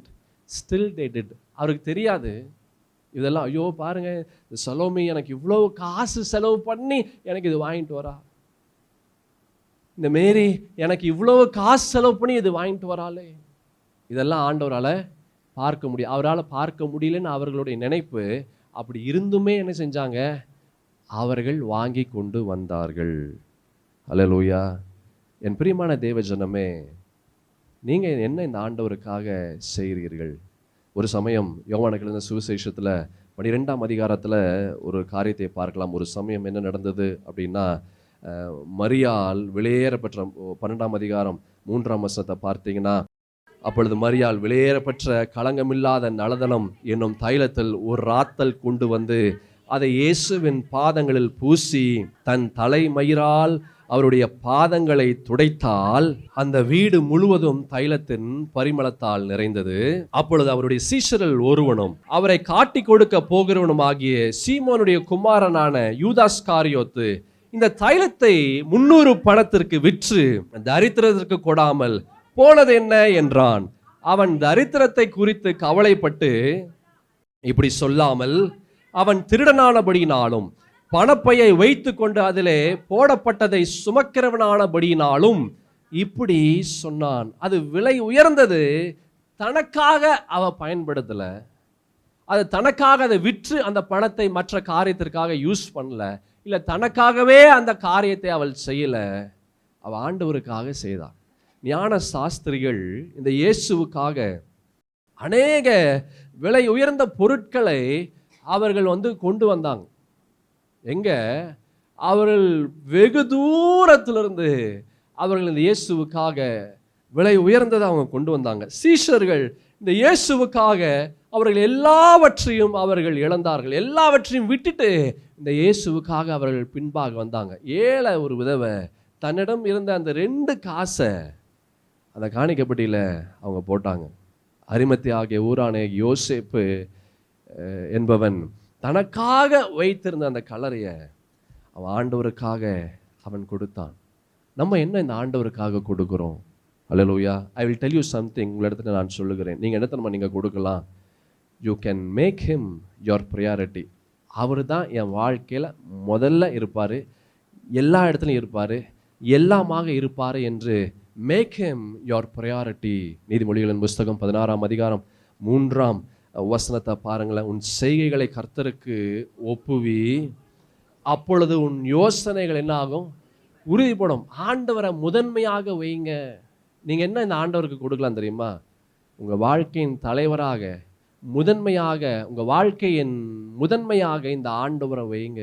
Hallelujah. Keep him first, you will never be lost. இந்த ஆண்டவரை நீங்கள் முதன்மையாக வச்சிங்கன்னா நீங்கள் இன்றைக்குமே நீங்கள் கடைசியாக நீங்கள் இருக்க மாட்டீங்க. மத்தேயு எழுதின சுவிசேஷம் 6ஆம் அதிகாரத்தில் ஒரு அழகான ஒரு வார்த்தையை பார்க்கலாம். 19ஆம் வசனத்திலிருந்து 21ஆம் வசனம். பூமியிலே உங்களுக்கு பொக்கிஷங்களை சேர்த்து வைக்க வேண்டாம், இங்க பூச்சியும் துருவும் அவைகளை கெடுக்கும், இங்க திருடரும் கன்னமிட்டு திருடுவார்கள். பரலோகத்தில் உங்களுக்கு பொக்கிஷங்களை சேர்த்து வையுங்கள், அங்கே பூச்சியாவது துருவாவது கெடுக்கிறதும் இல்லை, அங்கே திருடர் கன்னமிட்டு திருடுகிறதும் இல்லை. உங்கள் பொக்கிஷம் எங்கே இருக்கிறதோ அங்கே உங்கள் இருதயம் இருக்கும். இயேசுவை உங்களுடைய பொக்கிஷமாக மாற்றுங்க. அல்லேலூயா. இயேசுவை உங்களுடைய பொக்கிஷமாக மாற்றுங்க. அநேகர் அன்னைக்கு ஒரு நாள் ஒரு சகோதரன் சொன்னார், ஐயா என் வீட்டில் இந்த நகை கொஞ்சம் நகை இருக்குங்க ஐயா, எல்லா நாளும் நைட்டு என்னுடைய மனைவி போய் அந்த பீரோவை திறந்து அந்த நகையெல்லாம் கரெக்டாக இருக்குதான்னு பார்ப்பாங்க. எல்லா நாளும். அப்போது நான் கேட்குறேன், ஏம்மா இப்படி பண்ணுற, ஏன் இதை போய் பார்க்குறேன்? இல்லை நகைங்க தங்கம் இதெல்லாம் கரெக்டாக செக் பண்ணிக்கணும். இதை போய் நம்ம பார்த்துட்டு நம்ம போய் படுத்தா அவ்வளோ சந்தோஷமாக இருக்கும், மன நிறைவாக இருக்கும், நிம்மதியாக இருக்கும் அப்படின்னு அவர் சொல்கிறா. நான் எவ்வளோ சொல்கிறேன் சத்தியத்தை குறித்து, பரிசுத்த தேவனுடைய வார்த்தையை குறித்து நான் சொல்கிறேன். ஆனால் அதெல்லாம் மண்டைக்குள்ளே ஏற மாட்டேங்குது. பரிசுத்த வேதத்தில் நம்ம பார்த்தோம், உன் பொக்கிஷம் எங்கே இருக்கிறதோ அங்கே உன் இருதயம் இருக்கும். அந்த பொக்கிஷம்லாம் மாறிடும். இல்லை திடீர்னு ஒரு வியாதி வருது, திடீர்னு ஒரு வேதனை வருது, திடீர்னு ஒரு பண கஷ்டம் வருது, இங்கே இருக்கிறதெல்லாம் எங்கே இருக்கும்? சேட்டு அம்மா பார்த்துட்ருப்பாங்க. இதெல்லாம் நீ பார்த்ததெல்லாம் சேட்டம்மா பார்த்துட்டு இருப்பாங்க. அல்லேலூயா. என் சகோதரா சகோதரி, ஆண்டவரை நீ முதன்மையாக வைத்து ஆண்டவரை நீ பார்க்கும்போது கடைசி வரைக்கும் நீ ஆசீர்வாதத்தை பார்க்கும்படியாக கர்த்தர் செய்வார். அல்லேலூயா. ஆமென். மோசே ஒரு சமயம் ரொம்ப அழகான ஒரு காரியத்தை சொல்றாரு. 33ஆம் அதிகாரம் யாத்திராகமத்தின் புஸ்தகத்துல 33ஆம் அதிகாரத்துல ஒரு விஷயத்தை அவர் சொல்றாரு. என்ன சொல்றாருன்னா 15வது வசனத்தினுடைய ஒரு பகுதியில், உம்முடைய சமூகம் என்னோடு கூட செல்லாமற் போனால் எங்களை இவ்விடத்திலிருந்து கொண்டு போகாதிரும். உங்களுடைய சமூகம் இருந்தால் நான் வரேன், இல்லாட்டினா நான் வரமாட்டேன். அல்லேலூயா. நீங்கள் இருந்தால் நான் வருவேன், இல்லாட்டினா நான் வரமாட்டேன். மோசே சொல்கிறார் ஆண்டவரிடத்துல, ஆண்டவரே நீங்கள் இருந்தால் நான் வருவேன், இல்லாட்டினா நான் வரமாட்டேன். Make him your priority. அவரை முதன்மையாக வைங்க, அவரை முதல்ல வைங்க, அவரை எல்லாமாக வைங்க. தானியேலின் புஸ்தகத்தில் பார்க்கிறோம், 6ஆம் அதிகாரத்தில் 10ஆம் வசனத்தில் தானியேலோவென்றால் அந்த பத்திரத்திற்கு கையெழுத்து வைக்கப்பட்டது என்று அறிந்த போதிலும் தான் வீட்டுக்குள்ளே போய் தன் மேல் அறையிலே எருசலேமுக்கு நேராக பலகணிகள் திறந்திருக்க அங்கே தான் முன் செய்து வந்தபடியே தினம் 3 வேளையும் தன் தேவனுக்கு முன்பாக முழங்கால் படியிட்டு ஜெபம் பண்ணி சோத்திரம் செலுத்தினான். அந்த பத்திரம் அவனுக்கு முதன்மையாக இல்லை. ராஜாவினுடைய கட்டளை அது முதன்மையாக இல்லை. அவனுக்கு முதன்மையாக இருந்தது ஒன்னே ஒன்று தான், ஆண்டவர் தான். அல்லேலூயா. He made God his priority. கர்த்தர் தான் எனக்கு எல்லாம் என்று கர்த்தரை முதன்மையாக வைத்தான். அவன் வாழ்க்கையில எந்த ராஜா அந்த தேசத்தை ஆளுகை செய்யும்படியாக வந்தாலும் இந்த தானியேல் மாத்திரம் அந்த இடத்துல இன்னும் உயர்வுகளை அவன் சுதந்திரித்து கொண்டிருப்பான். மற்றவங்க எல்லாரும் அந்த இடத்தை விட்டு போயிடுவாங்க. அல்லேலூயா. When you make God your priority, all your priorities will be in your life. வாழ்க்கையில ஆண்டவராகிய இயேசுவை நீ முதன்மையாக வைக்கும்போது நீ முதன்மை என்று சொல்லுகிற எல்லாமே உன் வாழ்க்கையில காணப்படும்படியாக கர்த்தர் செய்வார். அல்லேலூயா. லூக்கா எழுதின சுவிசேஷத்துல மரியாள் அவர்கள் சொல்றாங்க, 1ஆம் அதிகாரம் 38வது வசனத்துல அவங்க சொல்றாங்க, நான் ஆண்டவருக்கு அடிமை, உம்முடைய வார்த்தையின்படி எனக்கு ஆக கடவுது. நான் ஆண்டவருக்கு அடிமை. ஆண்டவரே நீங்க தான் ஃபர்ஸ்ட்டுப்பா. அல்லேலூயா. நீங்க தான் ஃபர்ஸ்ட்டு, மற்றதெல்லாம் எனக்கு நெக்ஸ்ட்டு. உங்கள் வாழ்க்கையில் எது ஃபஸ்ட்டாக இருக்குது? பணம் ஃபஸ்ட்டாக இருக்குதா? குடும்பம் ஃபஸ்ட்டாக இருக்குதா? உறவுகள் ஃபஸ்ட்டாக இருக்குதா? வேலை ஃபஸ்ட்டாக இருக்குதா? எது முதன்மையாக இருக்கிறது? ஆண்டவர் முதன்மையாக இருந்தால் உங்கள் வாழ்க்கையில் ஆசீர்வாதம் முதன்மையாக இருக்கும். அல்லேலூயா. பிலிப்பியரில் அப்போஸ்தலனாகிய பவுல் ஒரு விஷயத்தை சொல்கிறாரு, நான் எல்லாவற்றையும் 3ஆம் அதிகாரம் 8வது வசனத்தில் அவர் சொல்கிறாரு, கர்த்தராகிய கிறிஸ்து இயேசுவை அறிகிற அறிவின் மேன்மைக்காக நான் எல்லாவற்றையும் நஷ்டம் என்று நான் எண்ணிக்கொண்டு இருக்கிறேன். எல்லாத்தையும் நான் நஷ்டம் என்று என்றேன். ஏன்? இதுதான் எனக்கு வேணும், கர்த்தர் தான் எனக்கு வேணும், அவருடைய வார்த்தை தான் எனக்கு வேணும், அதை தான் எனக்கு முதலிடம். நீ எது முதலிடம் வைக்கிற அது உன் வாழ்க்கையின் ஆசீர்வாதத்தை தீர்மானிக்கும். அல்லேலூயா. உன் வேலையை முதலிடம் வச்சுனா நீயே உன் ஆசீர்வாதத்தை தூக்கி பின்னாடி போடுவேன். இல்லை, இயேசு தான் முதலிடம், இயேசு தூக்கி முன்னாடி வச்சுனா உன் வாழ்க்கையில் ஆசீர்வாதம் தானா உன்னை தேடி கடந்து வரும்படியாக கர்த்தர் செய்வார். அல்லேலூயா.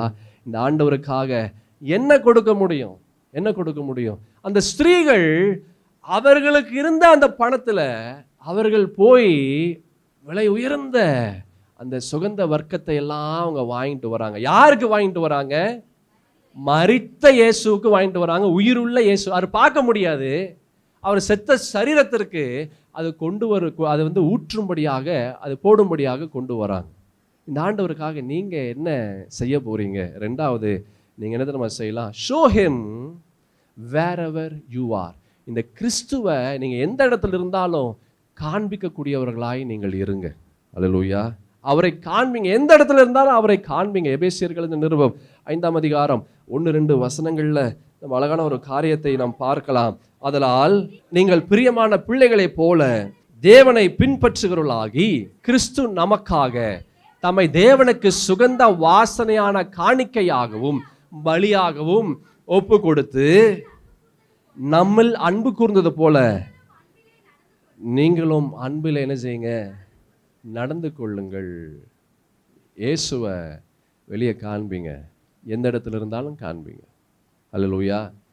ஸ்திரீகள் ரேஷன் கடையில் இருக்கும்போது உங்கள் இடத்துல நீங்கள் க்யூவில் நின்றுட்டு இருக்கிறீங்க, உங்கள் க்யூவை கட் பண்ணி வேற ஒருத்தவங்க வராங்க, அந்த இடத்துல கிறிஸ்துவை காண்பீங்க, அந்த இடத்துல பிசாசை காண்பிக்காதீங்க. அல்லேலூயா. இயேசுவை வெளியே காண்பி. உன் காலை மிதித்தாலும் சரி, உன் தலையை மிதித்தாலும் சரி, நீ என்ன செய்ய? இயேசுவை காண்பி, இயேசுவை காண்பி. 1 யோவான்ல 2ஆம் அதிகாரம் 6வது வசனத்தில் பாருங்களேன், அவருக்குள் நிலைத்திருக்கிறவன் என்று சொல்லுகிறவன் அவர் நடந்தபடியே தானும் நடக்க வேண்டும். அவரை போல நேசிக்கக்கூடியவராய், அவரை போல மன்னிக்கக்கூடிய சுவாபத்தை உடையவர்களாக, அவரை போல தன்மை உடையவர்களாக மாறுங்க. அல்லேலூயா. நீங்கள் என்ன செய்ய முடியும்? என்ன ஆண்டவருக்கு கொடுக்க முடியும்? இதுதான் நீங்கள் ஆண்டவருக்கு கொடுக்கணும். அல்லேலூயா. நீங்கள் என்ன செய்யுங்க? ஆண்டவருக்கு அவரை போல நீங்கள் வாழக்கூடியவர்களாய் நீங்கள் ஆண்டவர் இடத்துல காண்பீங்க, மற்றொரு இடத்துல காண்பீங்க. ஆண்டவரே, நான் உண்மை போல மாறுகிறேன். Let him see you. ஆண்டவர் உங்களை காணட்டும். பிலிப்பியர் 2:5 கூட ஒரு வசனம் இருக்கு. கிறிஸ்து இயேசுவில் இருந்த சிந்தையே உங்களிலும் இருக்க கடவுது. Be a mirror of Jesus. உங்களை பார்த்தா இயேசுவை பார்க்கணும். அல்லேலூயா. நம்மை பார்க்கும்போது யார் நம்மை பார்க்கிறார்களோ அவர்கள் இயேசுவை காணக்கூடிய நிலையில் நம்முடைய வாழ்க்கை இருந்தால் அதை போல ஒரு சிறந்த கிஃப்ட் நம்ம ஆண்டவருக்கு அது போல வேற எந்த கிஃப்ட்டும் இருக்க முடியாது. அல்லேலூயா.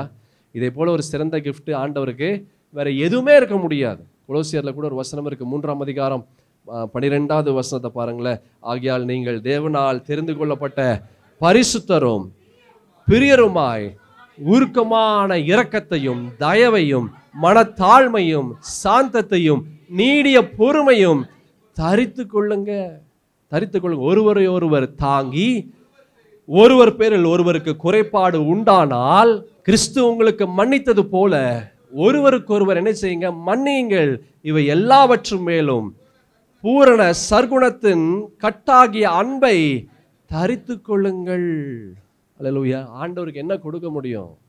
அவரை போல ஒரு சுவாபத்தை நாம் காண்பிக்க முடியும். ஆண்டவரே, நான் இப்படிப்பட்ட நீங்கள் சொல்றதெல்லாம் நான் செய்கிறேன்ப்பா.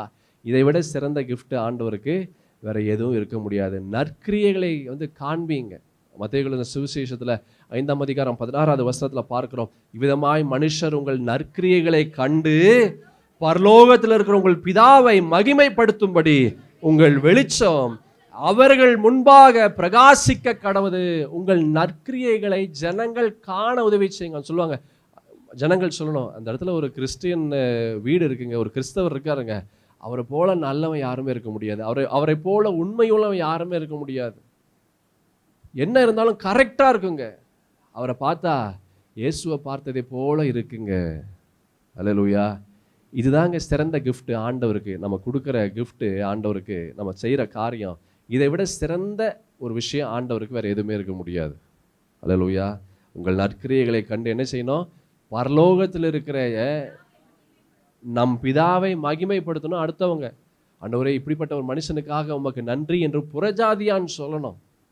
அல்லேலூயா. ஆனால் அது அப்படியே நேர் மாதிரியாக இருக்குது. இந்த ஆண்டவருக்கு என்ன கொடுக்க முடியும்? நம்ம பார்த்தோம், மேக் ஹிம் யுவர் ப்ரையாரிட்டி. அவரை முதன்மையாக வைங்க உங்கள் வாழ்க்கையில். 2வது, show him wherever you are. நீங்கள் எந்த இடத்துல இருந்தாலும் இந்த இயேசுவை காண்பிக்கக்கூடிய ஒரு நிலையில் உங்களுடைய வாழ்க்கை இருக்கட்டும். 3வது, இந்த ஆண்டவருக்கு என்ன கொடுக்கலாம் தெரியுமா? Offer your self. உங்களையே ஆண்டவருக்கு கொடுங்க. ஆமென். அந்த ஸ்திரீகள் அந்த விலை உயர்ந்ததை மரித்த கிறிஸ்துவுக்கு அவர்கள் கொண்டு வந்தாங்க. நீங்கள் உங்களையே இந்த ஆண்டவருக்காக கொடுங்கள். ரோமருக்கு எழுதின நிருபம் 12ஆம் அதிகாரம் 1ஆம் வசனத்தை பாருங்களேன். நீங்கள் உங்கள் சரீரங்களை பரிசுத்தமும் தேவனுக்கு பிரியமான ஜீவ பலியாக ஒப்பு கொடுக்க வேண்டும் என்று தேவனுடைய இரக்கங்களை முன்னிட்டு உங்களை வேண்டிக் கொள்கிறேன். இதுவே நீங்கள் செய்யத்தக்க புத்தியுள்ள ஆராதனை. உங்கள் சரீரத்தை என்ன செய்யுங்க? பரிசுத்தமுள்ள சரீரமாக ஆண்டவருக்கு ஒப்பு கொடுங்க. இந்த சரீரத்தில் கர்த்தர் வாழணும். பரிசுத்தத்தின் தேவனுடைய ஆவி வாழணும். இந்த சரீரத்தில் பாவம் வாழக்கூடாது, அசுத்தங்கள் வாழக்கூடாது, பிசாசின் எண்ணங்கள், பிசாசின் சுவாபங்கள், பிசாசின் தன்மைகள் வாழக்கூடாது. அப்படி வாழ்ந்ததுன்னா ஆண்டவராக இயேசு கிறிஸ்து மரித்ததுக்கு, உயிர் தெழுந்ததுக்கு அர்த்தமே இல்லாமல் போயிடும். அல்லேலூயா. ஆமென். உங்கள் சரீரங்களை பரிசுத்தமும் தேவனுக்கு பிரியமான ஜீவ பலியாக ஒப்பு கொடுக்க வேண்டும் என்று தேவனுடைய இரக்கங்களை முன்னிட்டு உங்களை நான் வேண்டிக் கொள்கிறேன். இதுவே நீங்கள் செய்யத்தக்க புத்தியுள்ள ஆராதனை. இதே அப்போஸ்தலனாகிய பவுல் கொரிந்தி பட்டணத்திற்கு எழுதின முதல் நிருபத்தில் கூட ஒரு வசனம், அழகான ஒரு வசனத்தை சொல்லியிருக்கிறார். 6ஆம் அதிகாரத்தில் 19வது வசனம் 20வது வசனத்தை பாருங்களேன். உங்கள் சரீரமானது நீங்கள் தேவனாலே பெற்றும் உங்களில் தங்கியும் இருக்கிற பரிசுத்த ஆவியினுடைய ஆலயமா இருக்கிறது என்றும் நீங்கள் உங்களுடையவர்கள் என்றும் அறியீர்களா? சொல்லுவாங்க, இந்த சரீரம் உங்களுது இல்லை, நம்மளுடைய சரீரம் யாருது இல்லை, நம்மளுது இல்லை. இந்த சரீரம் ஆண்டவருடைய சரீரம். பரிசுத்த ஆவியானவர் வாசம் செய்கிற ஒரு இடம் இந்த இடம். அல்லேலூயா. இந்த சரீரம் அப்படிப்பட்ட ஒரு சரீரமாக இருக்கணும். ஆனால் எப்படிப்பட்ட சரீரமாக இருக்கிறது? நம்மளுடைய விருப்பங்கள் வாழுது, நம்மளுடைய எண்ணங்கள் வாழுது, நம்மளுடைய ஆசைகள் இருக்குது, நம்மளுடைய இஷ்டங்கள் இருக்குது, எல்லாமே நம்மளுது தான் இருக்குது. ஆண்டவர் எங்கே இருக்கிறான்னு பார்த்தீங்கன்னா ஆண்டவர் இல்லவே இல்லை உள்ள. அல்லேலூயா. ஃபுல்லாக எங்கே என்ன இருக்குது? நம்ம தான் இருக்கிறோம். நம்மளுடைய எண்ணங்கள், நம்மளுடைய யோசனைகள், நம்மளுடைய விருப்பங்கள், நம்மளுடைய வாஞ்சைகள், நம்ம தான் ஃபுல்லாகவே இருக்கிறோம். ஆண்டவர் அந்த இடத்துல இல்லை. அதுக்கு அடுத்த வசனத்தை பார்த்தீங்கன்னா, கிரயத்திற்கு கொல்லப்பட்டீர்களே, ஆகையால் தேவனுக்கு உடையவளாகிய உங்கள் சரீரத்தினாலும் உங்கள் ஆவியினாலும் தேவனை மகிமைப்படுத்துங்கள். அல்லேலூயா. உங்கள் சரீரத்தினாலும் ஆவியினாலும் தேவனை என்ன செய்யுங்க? மகிமைப்படுத்துங்கள். ஆமென். 1 யோவானில் கூட யோவான் ஒரு அழகான ஒரு விஷயத்தை சொல்லியிருப்பார். 3ஆம் அதிகாரம் 16வது வசனத்தில், அவர் தம்முடைய ஜீவனை நமக்காக கொடுத்ததினாலே அன்பு இன்னதென்று அறிந்திருக்கிறோம், நாமும் சகோதரருக்காக ஜீவனை கொடுக்க கடனாளிகளாக இருக்கிறோம். நம்ம என்ன கடனாளியாக இருக்கிறோம்? நம்ம என்ன கடனாளியாக இருக்கணும்? வேதம் உங்களையும் என்னையும் ஒரு கடனாளியாக இருக்க சொல்லுது. ஆனால் நம்ம என்ன கடனாளியாக இருக்கிறோம்? ஐயா, ஏகப்பட்ட கடன் இருக்குங்க, ஏகப்பட்ட கடன் இருக்கு. ஆனால் இந்த கடன் இருக்கா? ஐயா, இந்த கடன் மாத்திரம் இல்லைங்க, வேற எல்லா கடனும் இருக்கு, வேற எல்லா கடனும் இருக்கு. ஆனால் இந்த பரிசுத்த வேதம் சொல்லுகிற இந்த கடன் இது மாத்திரம் இல்லை, ஆனால் எல்லா கடனும் இருக்கு. அல்லேலூயா. ஆமென். How are we? நம்ம என்ன ஆண்டவருக்கு கொடுக்குறோம்? சாமுவேல் தீர்க்கதரிசி, his life was dedicated to God. தன்னுடைய வாழ்க்கையே ஆண்டவருக்காக அர்ப்பணிக்கப்பட்ட ஒரு வாழ்க்கை. ஏனோக்கினுடைய வாழ்க்கை ஆண்டவருக்காக அர்ப்பணிக்கப்பட்ட ஒரு வாழ்க்கை. அப்போஸ்தலனாகிய பவுலினுடைய வாழ்க்கை ஆண்டவருக்காக அர்ப்பணிக்கப்பட்ட ஒரு வாழ்க்கை. மேரி மரியாள் அவர்களுடைய வாழ்க்கை ஆண்டவருக்காக அர்ப்பணிக்கப்பட்ட ஒரு வாழ்க்கை. யோவான் ஸ்நானகன் ஆண்டவருக்காக அர்ப்பணிக்கப்பட்ட ஒரு வாழ்க்கை. இன்னும் அநேகர் நம்ம சொல்லலாம், அநேகர். இந்த ஸ்திரீகள் இயேசுவின் சரீரத்திற்கு அவர்கள் எல்லாம் அந்த சுகந்த வாசனைகளை அவர்கள் எடுத்துக்கொண்டு அவர்கள் போனார்கள். அல்லேலூயா. ஆமென். பயத்தோடு, வேதனையோடு, கவலையோடு, பாரத்தோடு அவங்க போனாங்க. ஆனால் திரும்பி வரும்போது ஒரு நற்செய்தியோடு வந்தாங்க. திரும்பி வரும்போது யாருக்குமே கிடைக்காத ஒன்று அவர்களுடைய வாழ்க்கையில் கிடைத்தது. எப்படி? யாருக்குமே கிடைக்காதது எப்படி இவங்களுக்கு கிடைச்சது? நம்பர் 1, முதலாவது they went, அவங்க போனாங்க. 2வது they spent, அவங்க செலவழிச்சாங்க. 3வது they were determined, அவங்க தீர்மானத்தோடு இருந்தாங்க. என்ன தீர்மானம்? அங்கே போனால் என்ன இருக்கும் தெரியுமா? ஒரு பெரிய கல் இருக்கும். அல்லேலூயா. அந்த கல் சாதாரண கல் அல்ல. 20 பேர் வேணும். அந்த கல்லை புரட்டி போடணும்னா குறைந்தது 20 பேர் வேணும். ஆமென். இந்த இயேசுவை பார்க்க வேணும்னா கல்லை புரட்டினாதான் இயேசுவை பார்க்க முடியும். நல்லா யோசிச்சு பாருங்க. இந்த ஸ்திரீகள்னால அதை புரட்ட முடியுமா? அல்லேலூயா. கண்டிப்பாக முடியாது. கண்டிப்பாக முடியவே முடியாது. ஆனாலும் இந்த இயேசுவை காண இருட்டோடே போனாங்க. இந்த இயேசுவுக்காக சுகந்த வர்க்கத்தையெல்லாம் அவர்கள் வாசனை திரவியங்கள் எல்லாத்தையும் அவங்க எடுத்துட்டு போனாங்க. அது முடியாதுன்னு தெரிஞ்சாலுமே அவர்கள் அந்த இடத்திற்கு போனாங்க. அல்லேலூயா. ஒரு தீர்மானம் இருந்தது. ஒரு தீர்மானம். நமக்கு என்ன தீர்மானம் இருக்கு? அல்லேலூயா. உங்கள் வாழ்க்கையில் என்ன கல் இருக்கு? என்ன கல் இருக்கு? அந்த கல் இருக்கிறதுனால உங்களால் எதுவுமே செய்ய முடியாமல் இருக்கா? You are not able to live a full abundant life.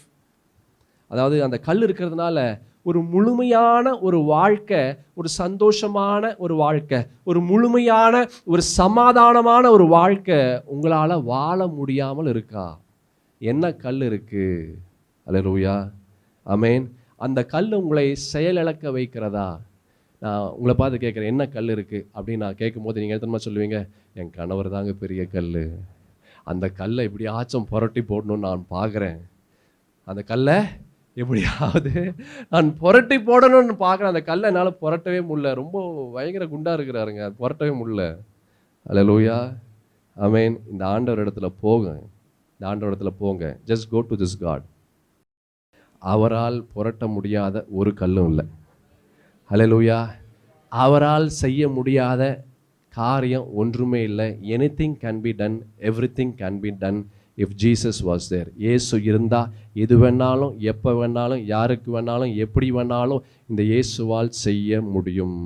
ஹல்லேலூயா, ஆமென். இந்த ஆண்டவரிடத்துல போகும்போது, அவருக்காக சில காரியங்களை நாம் செய்யும்போது, எது கஷ்டம் என்று சொல்லுகிறோமோ, எது பெருசு என்று சொல்லுகிறோமோ, எது முடியாது என்று நாம் சொல்லுகிறோமோ, this God will turn things out. இந்த இயேசுவால் அதை ஒரு நொடி பொழுதிலே மாற்ற முடியும். ஹல்லேலூயா. இந்த ஸ்திரீகளுக்கு நன்கு தெரியும், அங்கே போனால் அவங்களால எதுவும் செய்ய முடியாதுன்னு நன்கு தெரியும். ஹல்லேலூயா. But still they went. அப்படி இருந்துமே அவங்க போனாங்க. ஏன் போனாங்க தெரியுமா? அவருக்குள்ள ஒரு டிட்டர்மினேஷன், ஒரு தீர்மானம் இருந்தது. என்ன இருந்தது? ஒரு தீர்மானம் இருந்தது. எபிரேயர்களின் நிருபம் 11ஆம் அதிகாரத்தில் ஒரு அழகான ஒரு வார்த்தை இருக்கிறது. 4ஆம் வசனத்திலிருந்து 9ஆம் வசனம் முடிய பார்க்கலாம். விசுவாசத்தினாலே ஆபேல் காயினுடைய பலியிலும் மேன்மையான பலியை தேவனுக்கு செலுத்தினான். அதனாலே அவன் நீதிமான் என்று சாட்சி பெற்றான். அவனுடைய காணிக்கைகளை குறித்து தேவனே சாட்சி கொடுத்தார். அவன் மரித்தும் இன்னும் அவன் பேசுகிறான். விசுவாசத்தினாலே அவன் என்ன செஞ்சான்? அவன் பலிகளை, மேன்மையான பலிகளை அவன் செய்தான். ஒரு தீர்மானம் இருந்தது. ஹல்லேலூயா. he was so determined. அவனுக்குள்ள ஒரு தீர்மானம் இருந்தது. இந்த ஆண்டவருக்காக எது வேணாலும் நான் செய்ய முடியும், என்ன வேணாலும் செய்ய முடியும். எல்லாமே விசுவாசம் தான். கர்த்தர் என்னை இப்படி ஆசீர்வதிப்பார், கர்த்தர் என்னை அப்படி உயர்த்துவார், கர்த்தர் என்னை பாதுகாப்பார், கர்த்தர் இருக்கிறார், கர்த்தர் என்னுடைய தேவைகளை சந்திப்பார். எல்லாமே நம்பிக்கை, எல்லாமே விசுவாசம் தான். அந்த நம்பிக்கை விசுவாசத்தினால எல்லாமே செய்கிறாங்க. அது எல்லாமே எப்படி செய்ய முடியும்? தீர்மானம் இருக்கணும், டிட்டர்மினேஷன் இருக்கணும். இங்கே வேதம் சொல்லுகிறது, அவன் மரித்தும் இன்னும் பேசுகிறான். உங்கள் வாழ்க்கையில் இப்படிப்பட்ட ஒரு தீர்மானம் இருந்தால், நீங்கள் இல்லை அப்படின்னா கூட உங்களுடைய குடும்பம் ஆசீர்வாதமாக இருக்கும்படியாக கர்த்தர் செய்வார். ஹல்லேலூயா. அதுதாங்க ஒரு தீர்மானம், அதுதாங்க கர்த்தரிடத்திலிருந்து வருகிற ஒரு ஆசீர்வாதம். ஹல்லேலூயா. விசுவாசத்தினால ஏனோக்கு மரணத்தை காணாதபடிக்கு எடுத்துக்கொள்ளப்பட்டான். தேவன் அவனை எடுத்துக்கொண்டபடியினாலே அவன் காணப்படாமற் போனான். அவன் தேவனுக்கு பிரியமானவன் என்று அவன் எடுத்துக்கொள்ளப்படுவதற்கு முன்னமே சாட்சி பெற்றான். தேவனுக்கு பிரியமானவன் என்று முன்னமே சாட்சி பெற்றான். அதுதான் தீர்மானம். இந்த வார்த்தை வாங்குவதற்காக, இப்படிப்பட்ட ஒரு சாட்சி பெறுவதற்காக அவன் பல விஷயத்தை அவன் செய்தான். ஹல்லேலூயா. நம்ம என்ன செய்கிறோம்? பல தீர்மானத்தோடு அவர் இருந்தார் ஏனோக்கு. நம்ம என்ன தீர்மானத்தோடு இருக்கிறோம்? ஹல்லேலூயா. 7வது வசனத்தை பாருங்களேன். விசுவாசத்தினாலே நோவா தற்காலத்திலே காணாதவைகளை குறித்து தேவ எச்சரிப்பு பெற்று பயபக்தி உள்ளவனாகி தன் குடும்பத்தை ரட்சிப்பதற்கு பேழையை உண்டு பண்ணினான். அதனாலே அவன் உலகம் ஆக்கினைக்குள்ளானது என்று தீர்த்து விசுவாசத்தினால் உண்டாகும் நீதிக்கு சுதந்திரவாளியானான். விசுவாசத்தினாலே நோவா தற்காலத்திலே காணாதவைகளை குறித்து தேவ எச்சரிப்பு பெற்றான். பார்க்கவே இல்லை, ஆனால் தேவனுடைய பயம் கடந்து வந்தது. பார்க்கவே இல்லை, ஆனால் ஆண்டவரை நம்பி விசுவாசித்தான். பார்க்கவே இல்லை, ஆனால் அதற்கு நேராக தன்னையும் தன்னுடைய குடும்பத்தையும் அவன் ஆயத்தப்படுத்தினான். அதுதான் தீர்மானம். ஹல்லேலூயா. இந்த தீர்மானம் எந்த கிறிஸ்தவனுக்கு இருக்கோ அந்த கிறிஸ்தவனுடைய வாழ்க்கையில் அற்புதங்களை சுதந்திரிக்க முடியும். நீங்கள் 33ஆம் வசனத்தை நீங்கள் பார்த்தீங்கன்னா, விசுவாசத்தினாலே அவர்கள் ராஜ்யங்களை ஜெயித்தார்கள், நீதியை நடப்பித்தார்கள், வாக்கு தத்தங்களை பெற்றார்கள், சிங்கங்களின் வாய்களை அடைத்தார்கள், அக்கினியின் உக்கிரத்தை அவித்தார்கள், பட்டய கருக்குக்கு தப்பினார்கள், பலவீனத்தில் பலன் கொண்டார்கள், யுத்தத்தில் வல்லவர்கள் ஆனார்கள், அந்நியருடைய சேனையை முறியடித்தார்கள், ஸ்திரீகள் சாக கொடுத்த தங்களுடையவர்களை உயிரோடு எழுந்திருக்க பெற்றார்கள், வேறு சிலர் மேன்மையான உயிர்த்தெழுதலை அடையும்படிக்கு விடுதலை பெற சம்மதியாமல் வாதிக்கப்பட்டார்கள். பாருங்க, விடுதலை பெற சம்மதியாமல் வாதிக்கப்பட்டார்கள். வேறு சிலர் நிந்தைகளையும் அடிகளையும் கட்டுகளையும் காவலையும் அனுபவித்தார்கள், கல்லெறியுண்டார்கள், வாளால் அறுப்புண்டார்கள், பரீட்சை பார்க்கப்பட்டார்கள், பட்டயத்தினாலே வெட்டப்பட்டு மரித்தார்கள், செம்மறியாட்டு தோள்களையும் வெள்ளாட்டு தோள்களையும் போர்த்து கொண்டு திரிந்து குறைவையும் உபத்திரவத்தையும் துன்பத்தையும் அனுபவித்தார்கள். ஏன் இதெல்லாம் செஞ்சாங்க? ஆண்டவருக்காக செஞ்சாங்க. ஏன் இப்படிலாம் செஞ்சாங்க? அவர்களுக்குள்ளாக ஒரு தீர்மானம் இருந்தது. ஒரு தீர்மானம். இந்த ஆண்டவர் விட்டு நான் விலகி போக மாட்டேன். எனக்கு எவ்வளோ கஷ்டம் வந்தாலும் சரி, எவ்வளோ பாடுகள் வந்தாலும் சரி, எவ்வளோ போராட்டங்கள் வந்தாலும் சரி, எவ்வளோ குறைகள் வந்தாலும் சரி, இந்த ஆண்டவர் விட்டு நான் போக மாட்டேன் என்று ஒரு தீர்மானம் இருந்தது. ஒரு தீர்மானம் இருந்தது. நமக்கு என்ன தீர்மானம் இருக்கு? நமக்கு என்ன தீர்மானம் இருக்கு? அந்நாட்கள் எல்லாம் நம்ம வாசிச்சோமே கொஞ்ச நேரத்துக்கு முன்னாடி எபிரேயர் நிருபத்தில், அவங்க கல்லறி உண்டார்கள், வாளால் அறுப்புண்டார்கள், பரீட்சை பார்த்தார்கள், பட்டயத்தால் வெட்டப்பட்டு மரித்தார்கள், செம்மறியாட்டு தோள்களையும் வெள்ளாட்டு தோள்களையும் போர்த்து கொண்டு திரிந்து என்னத்தையும் குறைவ, நல்ல கவனமா கேளு, குறைவ, உபத்திரவத்தை, துன்பத்தை அனுபவிச்சாங்க. ஏன் அனுபவிக்கணும்? ஆண்டவருக்காக அனுபவிச்சான். அல்லேலூயா. நீ கர்த்தருடைய வார்த்தையை கேட்பதே உனக்கு அவ்வளோ கடினமாக இருக்கிறதே, நீ எங்கேருந்து ஆசீர்வாதத்தை பெற்றுக்கொள்ள முடியும்? யோசித்து பாரு. உன் நிலைமை என்ன பரிதாபமான நிலையில் நிற்கும்னு யோசித்து பாரு சகோதரா, சகோதரி. அல்லேலூயா. பரிதபிக்கக்கூடிய ஒரு நிலைக்குள்ளாக உன்னுடைய நிலை கடந்து வரும். ஆமென். ரோமர்கள் நிருபத்தில் அப்போஸ்தலனாகிய பவுல் ரொம்ப அழகான ஒரு விஷயத்தை சொல்லுவார். ரோமர் 14:8, நான் பிழைத்தாலும் கர்த்தருக்கென்று பிழைக்கிறோம், நான் மரித்தாலும் கர்த்தருக்கென்று மரிக்கிறோம். ஆகையால் பிழைத்தாலும் மரித்தாலும் நாம் கர்த்தருடையவர்களாக இருக்கிறோம். அதுதான் இங்கே தீர்மானம். அதுதான் தீர்மானம். உனக்கு என்ன தீர்மானம் இருக்கு? யோசித்து பார். என்ன தீர்மானம் இருக்கு? நீ கிறிஸ்தவனா இருக்கிறியே, உனக்கு என்ன தீர்மானம் இருக்கு? What determination you have? என்ன தீர்மானம் இருக்கு? அல்லேலூயா. அதே பவுல் சொல்றாரு கொரிந்தியர்கள் நிருபம் 1 நிருபம் 10:31 நீங்கள் புசித்தாலும் குடித்தாலும் எதை செய்தாலும் எல்லாவற்றையும் தேவனுடைய மகிமைக்கென்று செய். எது செஞ்சாலும் ஆண்டவர் அதுல பிரியப்படுவாரான்னு செய். எது செஞ்சாலும் அந்த இடத்துல கர்த்தர் வாசம் செய்வாரான்னு செய். நீ எந்த இடத்துல இருந்தாலும், நீ பேசினாலும், நீ தூங்கினாலும், நீ படுத்தாலும், நீ சாப்பிட்டாலும், நீ என்ன காரியத்தை நீ செய்தாலும் ஆண்டவர் அந்த இடத்துல இருக்கிறாரா? கர்த்தர் பிரியப்படுவாரா? கர்த்தர் அந்த இடத்துல வாசம் செய்ய கூடுமா? அந்த இடத்துல நீ மற்றவர்கள் கிறிஸ்துவை காணக்கூடிய ஒரு வாழ்க்கை வாழ முடியுமா? யோசி. அதுதாங்க தீர்மானம். wherever you go, do it for Christ and show yourself as Christ. கிறிஸ்துவை நீ வெளியே காண்பி எந்த இடத்துல இருந்தாலும். அதுதான் தீர்மானம்.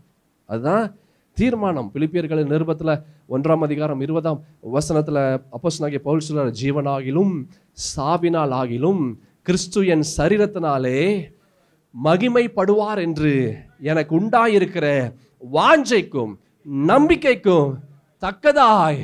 அப்படி எனக்குள்ள வாஞ்சை இருக்கு, எனக்குள்ள ஒரு நம்பிக்கை இருக்கு. கிறிஸ்து எனக்குள்ளாய் வாசம் செய்கிறார். நான் கிறிஸ்து எதிர்பார்ப்பதை போல என்னுடைய வாழ்க்கை இருக்கு.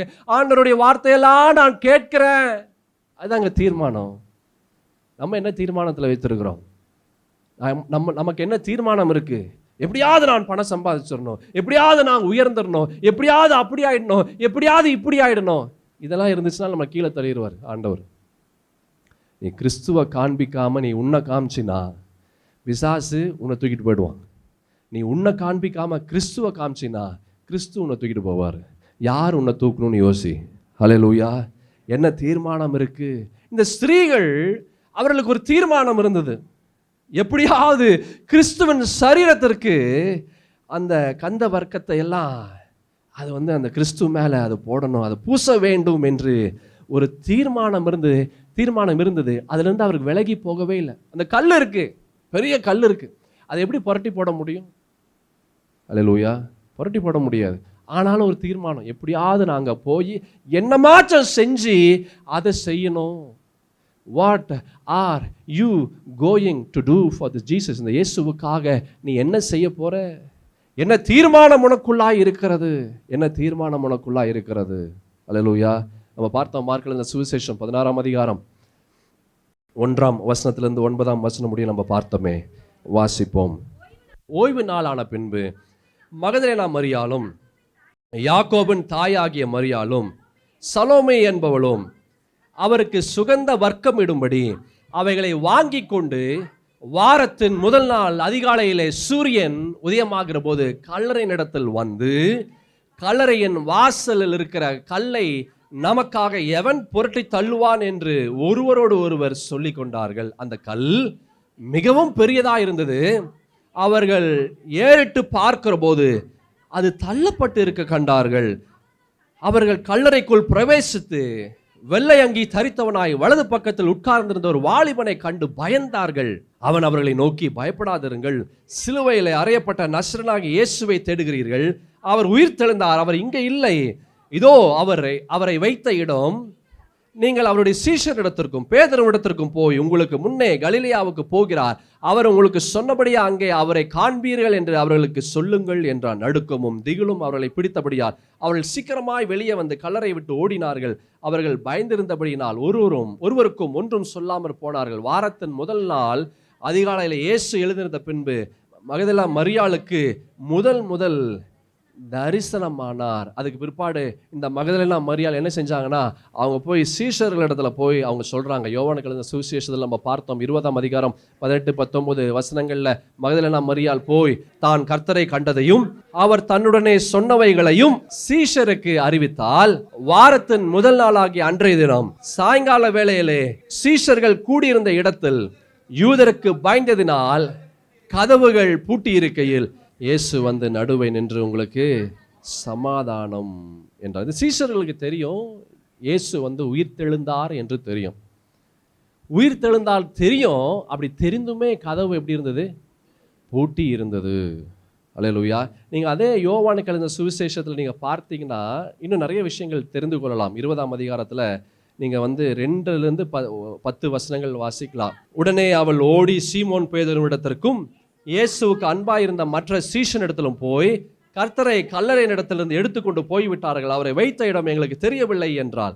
அப்பொழுது பேதுருவும் மற்ற சீஷனும் கல்லறையின் இடத்திற்கு போகும்படி புறப்பட்டு இருவரும் ஒருமித்து ஓடினார்கள். பேதுருவை பார்க்கிலும் மற்ற சீஷன் துரிதமாய் ஓடி, அது யார் இந்த சீஷன் நம்ம பார்த்தோம், யோவான் அவர் ஓடி முந்தி கல்லறையின் இடத்தில் வந்து அதற்குள்ளே குனிந்து பார்த்து சீலைகள் கிடக்கிறதை கண்டான். ஆனாலும் அவன் உள்ள போகவில்லை. சீமோன் பேதுரு அவனுக்கு பின்னே வந்து கல்லறைக்குள் பிரவேசித்து சீலைகள் கிடக்கிறதையும் அவருடைய தலையில் சுற்றியிருந்த சீலை மற்ற சீலைகளுடன் வைத்திராமல் தனியே ஒரு இடத்தில் சுருட்டி வைத்திருக்கிறதையும் கண்டான். முந்தி கல்லறையின் இடத்திற்கு வந்த மற்ற சீஷனும் அப்பொழுது உள்ளே பிரவேசித்து கண்டு விசுவாசித்தான். நல்ல கவனமா கேளுங்க.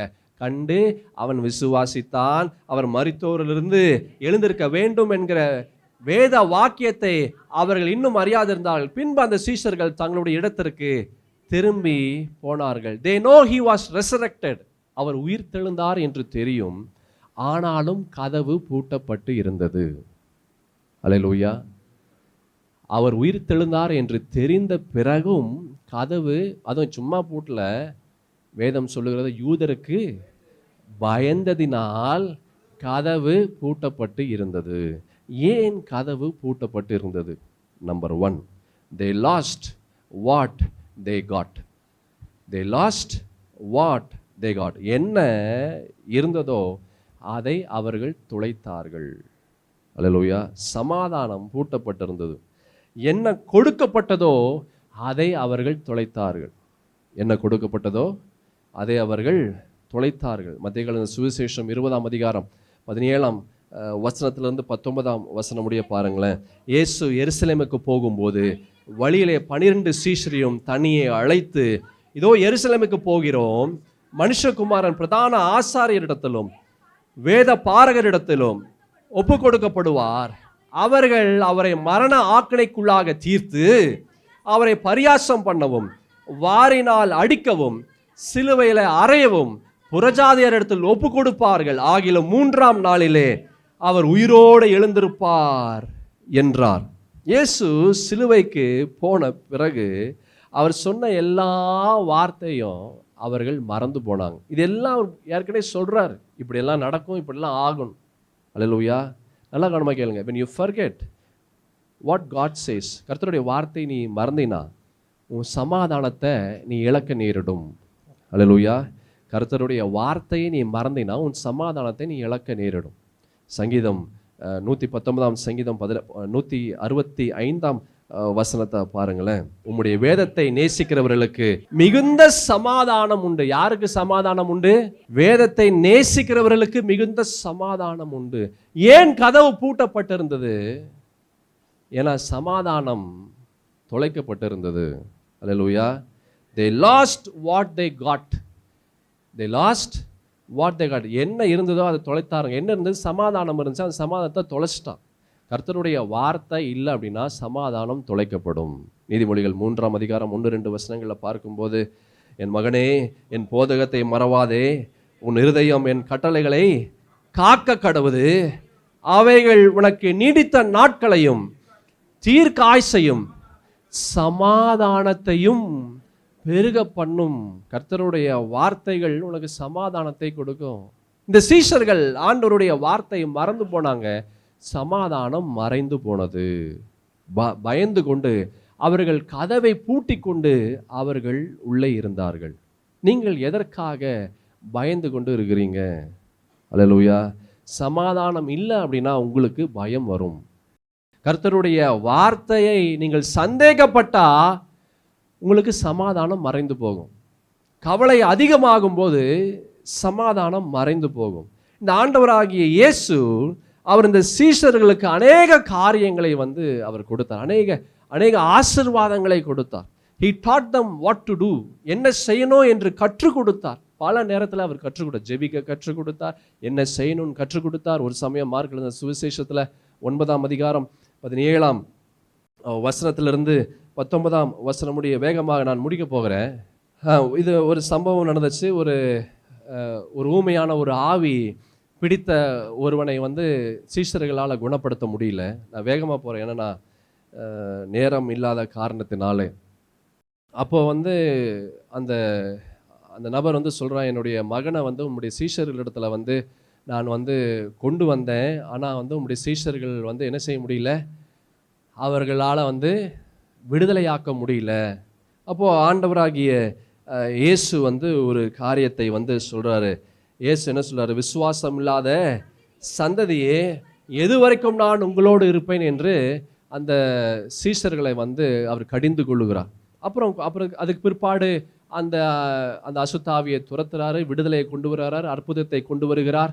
அதுக்கு பிற்பாடு சீஷர்கள் இயேசுவை தனியாக கூட்டிகிட்டு கேட்குறாங்க, ஏன் எங்களால் கூடாமல் போயிற்று என்று கேட்கும்போது ஆண்டவராகிய இயேசு ஒரு காரியத்தை சொல்றார். என்ன சொல்றாரு அப்படின்னா, அதற்கு அவர், இவ்வகை பிசாசு ஜபத்தினாலும் உபவாசத்தினாலுமே அன்றி மற்றெவ்விதத்தினாலும் புறப்பட்டு போகாது. அவர் கற்றுக் கொடுக்கிறார், என்ன செய்யணும், என்ன பண்ணணும். கஷ்டங்கள் வரும்போது, வேதனைகள் வரும்போது, பாடுகள் வரும்போது, திடீர்னு ஒரு பிரச்சனை இருக்குது, அதுலேருந்து எப்படி சமாளிக்கணும், நீ என்ன செய்யணும், எல்லாவற்றையும் அவர் கற்றுக் கொடுக்கிறார். அல்லேலூயா.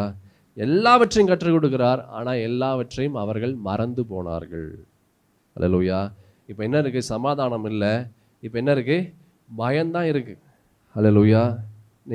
நம்ம பார்த்தோம் யோவானுக்கு எழுதின சுவிசேஷத்தில் 20ஆம் அதிகாரத்தில் நம்ம பார்த்தோம் 18-19 வசனத்தில், மகதலேனா மரியாள் என்ன செஞ்சா? போய் நான் கர்த்தரை கண்டதையும் அவர் தன்னுடன் சொன்னதையும் இந்த சீஷருக்கு அறிவித்தாள். அதுக்கு முன்னாடி பார்த்தீங்கன்னா பேதுரு, யோவான் போய் பார்க்குறாங்க, அவங்க கல்லறையில் போய் பார்க்குறாங்க. அவங்க போய் பார்த்துட்டாங்க, இல்லை அதை போய் அவர் உயிர் தெழுந்தார் என்று நம்பி அதை போய் அவங்க சொல்கிறாங்க. எல்லாமே தெரியுது. ஆனாலும் உள்ளே போய் அவர்கள் பயந்து கொண்டு அவர்கள் கதவை பூட்டி கொண்டு இருந்தார்கள். அல்லேலூயா. ஏன் அப்படி செஞ்சாங்க? they lost what they got. என்ன இருந்ததோ அதை அவர்கள் தொலைத்து போட்டார்கள். என்ன கொடுக்கப்பட்டதோ அதை தொலைத்தார்கள். சமாதானம் இருந்துச்சு, அந்த சமாதானத்தை அவர்கள் தொலைத்தார்கள். ஒருவேளை உங்கள் வாழ்க்கையில் முன்னாடி நான் நல்லா தாங்க இருந்தேன், நல்லா சந்தோஷமாக இயேசுவோடு இருக்கும்போது சீஷர்கள் எவ்வளோ தைரியமாக சந்தோஷமாக ஒரு கவலை இல்லாமல் அவர்கள் இருந்தார்களோ, ஒரு காலத்தில் என் வாழ்க்கையும் சந்தோஷமாக மன நிறைவாக ஒரு கவலையும் இல்லாமல் நான் இருந்தேங்க. ஆனால் இப்போ எனக்கு எது பார்த்தாலும் பயமாக இருக்குது, எல்லா நாளும் பயமாக இருக்குது, எல்லா நேரமும் பயமாக இருக்குது. பயம் இல்லாத நேரமே இல்லை, எனக்கு சமாதானமே இல்லை, எனக்கு சந்தோஷமே இல்லைங்க. நான் என்ன செய்யணும்னு தெரியல, என்ன பண்ணணும்னு தெரியல. இப்படிப்பட்ட ஒரு நிலை உங்களுடைய நிலையாக இருக்கிறதா? அல்லேலூயா. லிசன், என் தேவனாகிய கர்த்தர் உங்களை தேடி உங்களுக்கு சமாதானத்தை அவர் தர இருக்கிறார். அல்லேலூயா. அவர் தேடி உனக்கு சமாதானம் என்று சொல்லுகிறார். அது எவ்வளவு பூட்டப்பட்டதாக இருந்தாலும் சரி, எவ்வளவு கடினமாக இருந்தாலும் சரி, அது எவ்வளவு முடியாததாக இருந்தாலும் சரி, இந்த ஆண்டவராகிய இயேசு அவர் உள்ளே உங்களுக்கு ஒரு சமாதானத்தை தர இருக்கிறார். அல்லேலூயா.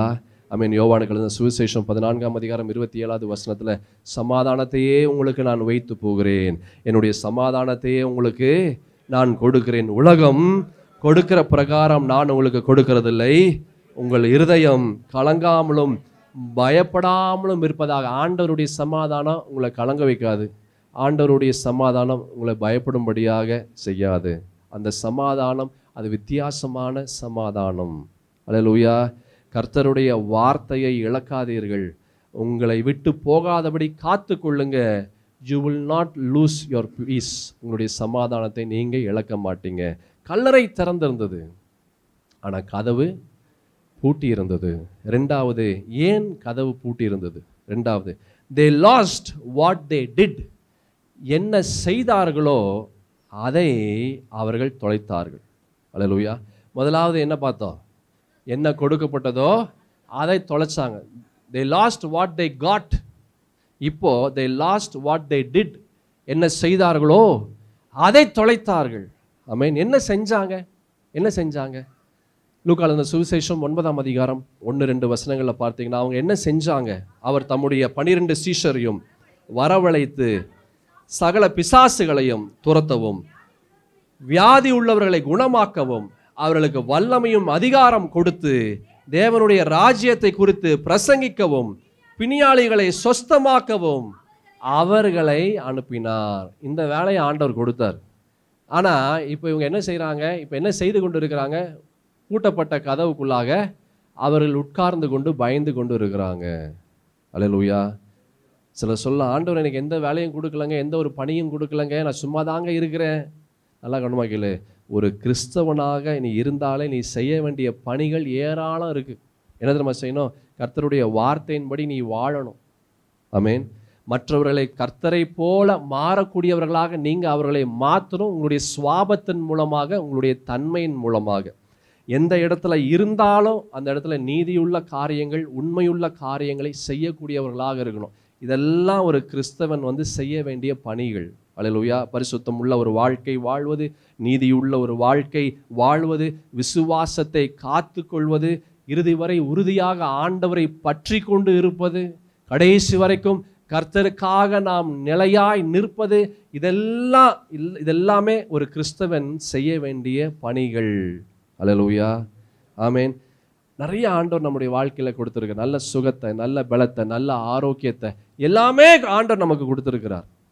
ஆனால் நம்ம இந்த ஆண்டவருக்கு எப்படிப்பட்ட காரியத்தை நாம் ஆண்டவருக்கு செய்கிறோம்? ஆமென். மத்தேயு எழுதின சுவிசேஷத்தில் நம்ம பார்க்கிறோம். 25ஆம் அதிகாரத்தில் 14ஆம் வசனத்திலிருந்து வாசிக்க வேண்டாம். 30ஆம் வசனம் முடிய பார்க்கிறோம். ஒருவனுக்கு 5 தாலந்து, ஒருவனுக்கு 2 தாலந்து, ஒருவனுக்கு 1 தாலந்து. அந்த 5 தாலந்து பெற்றவன் என்ன செய்கிறான்? வேற 5 தாலந்தை அவன் சம்பாதிக்கிறான். அந்த 2 தாலந்து பெற்றவன் என்ன செய்கிறான்?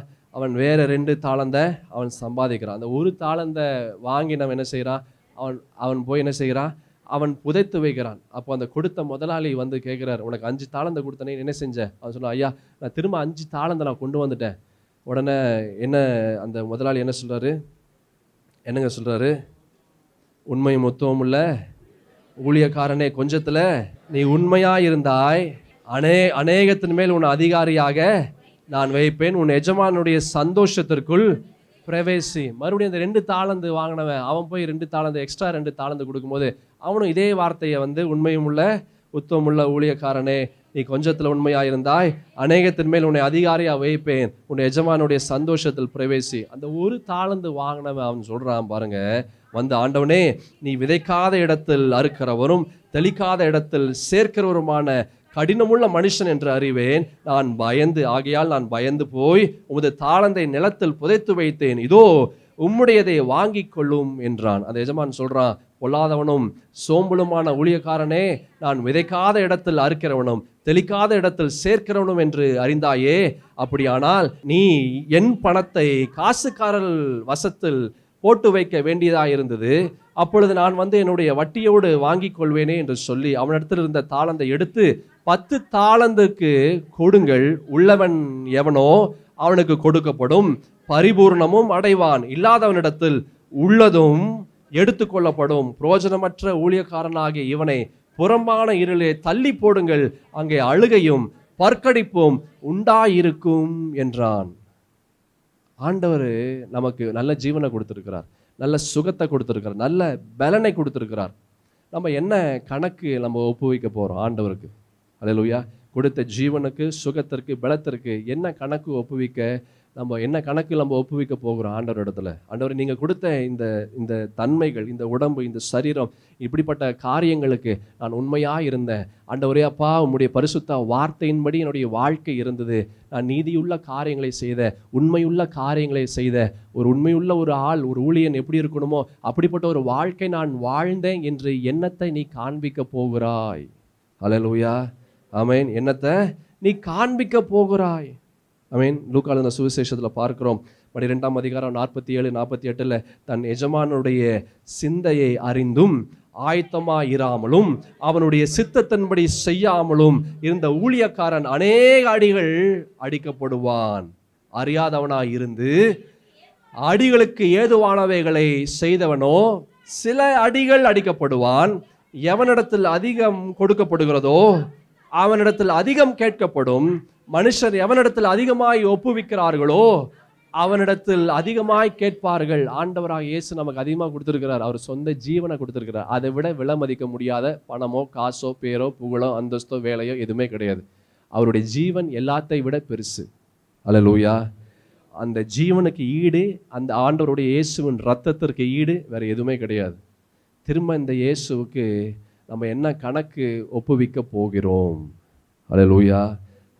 பேதுருவை பார்த்து ஆண்டவர் சொல்றாரு ஒரு சமயம், மத்தேயு எழுதின சுவிசேஷம் 16ஆம் அதிகாரம் 18-19 நீ பேதுருவாய் இருக்கிறாய், இந்த கல்லின் மேல் என் சபையை கட்டுவேன், பாதாளத்தின் வாசல்கள் அதை மேற்கொள்வதில்லை, பரலோக ராஜ்யத்தின் திறவுகோலை நான் உனக்கு தருவேன். பூலோகத்தில் நீ கட்டுகிறது எதுவோ அது பரலோகத்திலும் கட்டப்பட்டு இருக்கும், பூலோகத்தில் நீ கட்டவிழ்ப்பது எதுவோ அது பரலோகத்திலும் கட்டவிழ்க்கப்பட்டு இருக்கும் என்றான். இந்த பேதுருவை அவர் ராக் என்று சொல்றார்.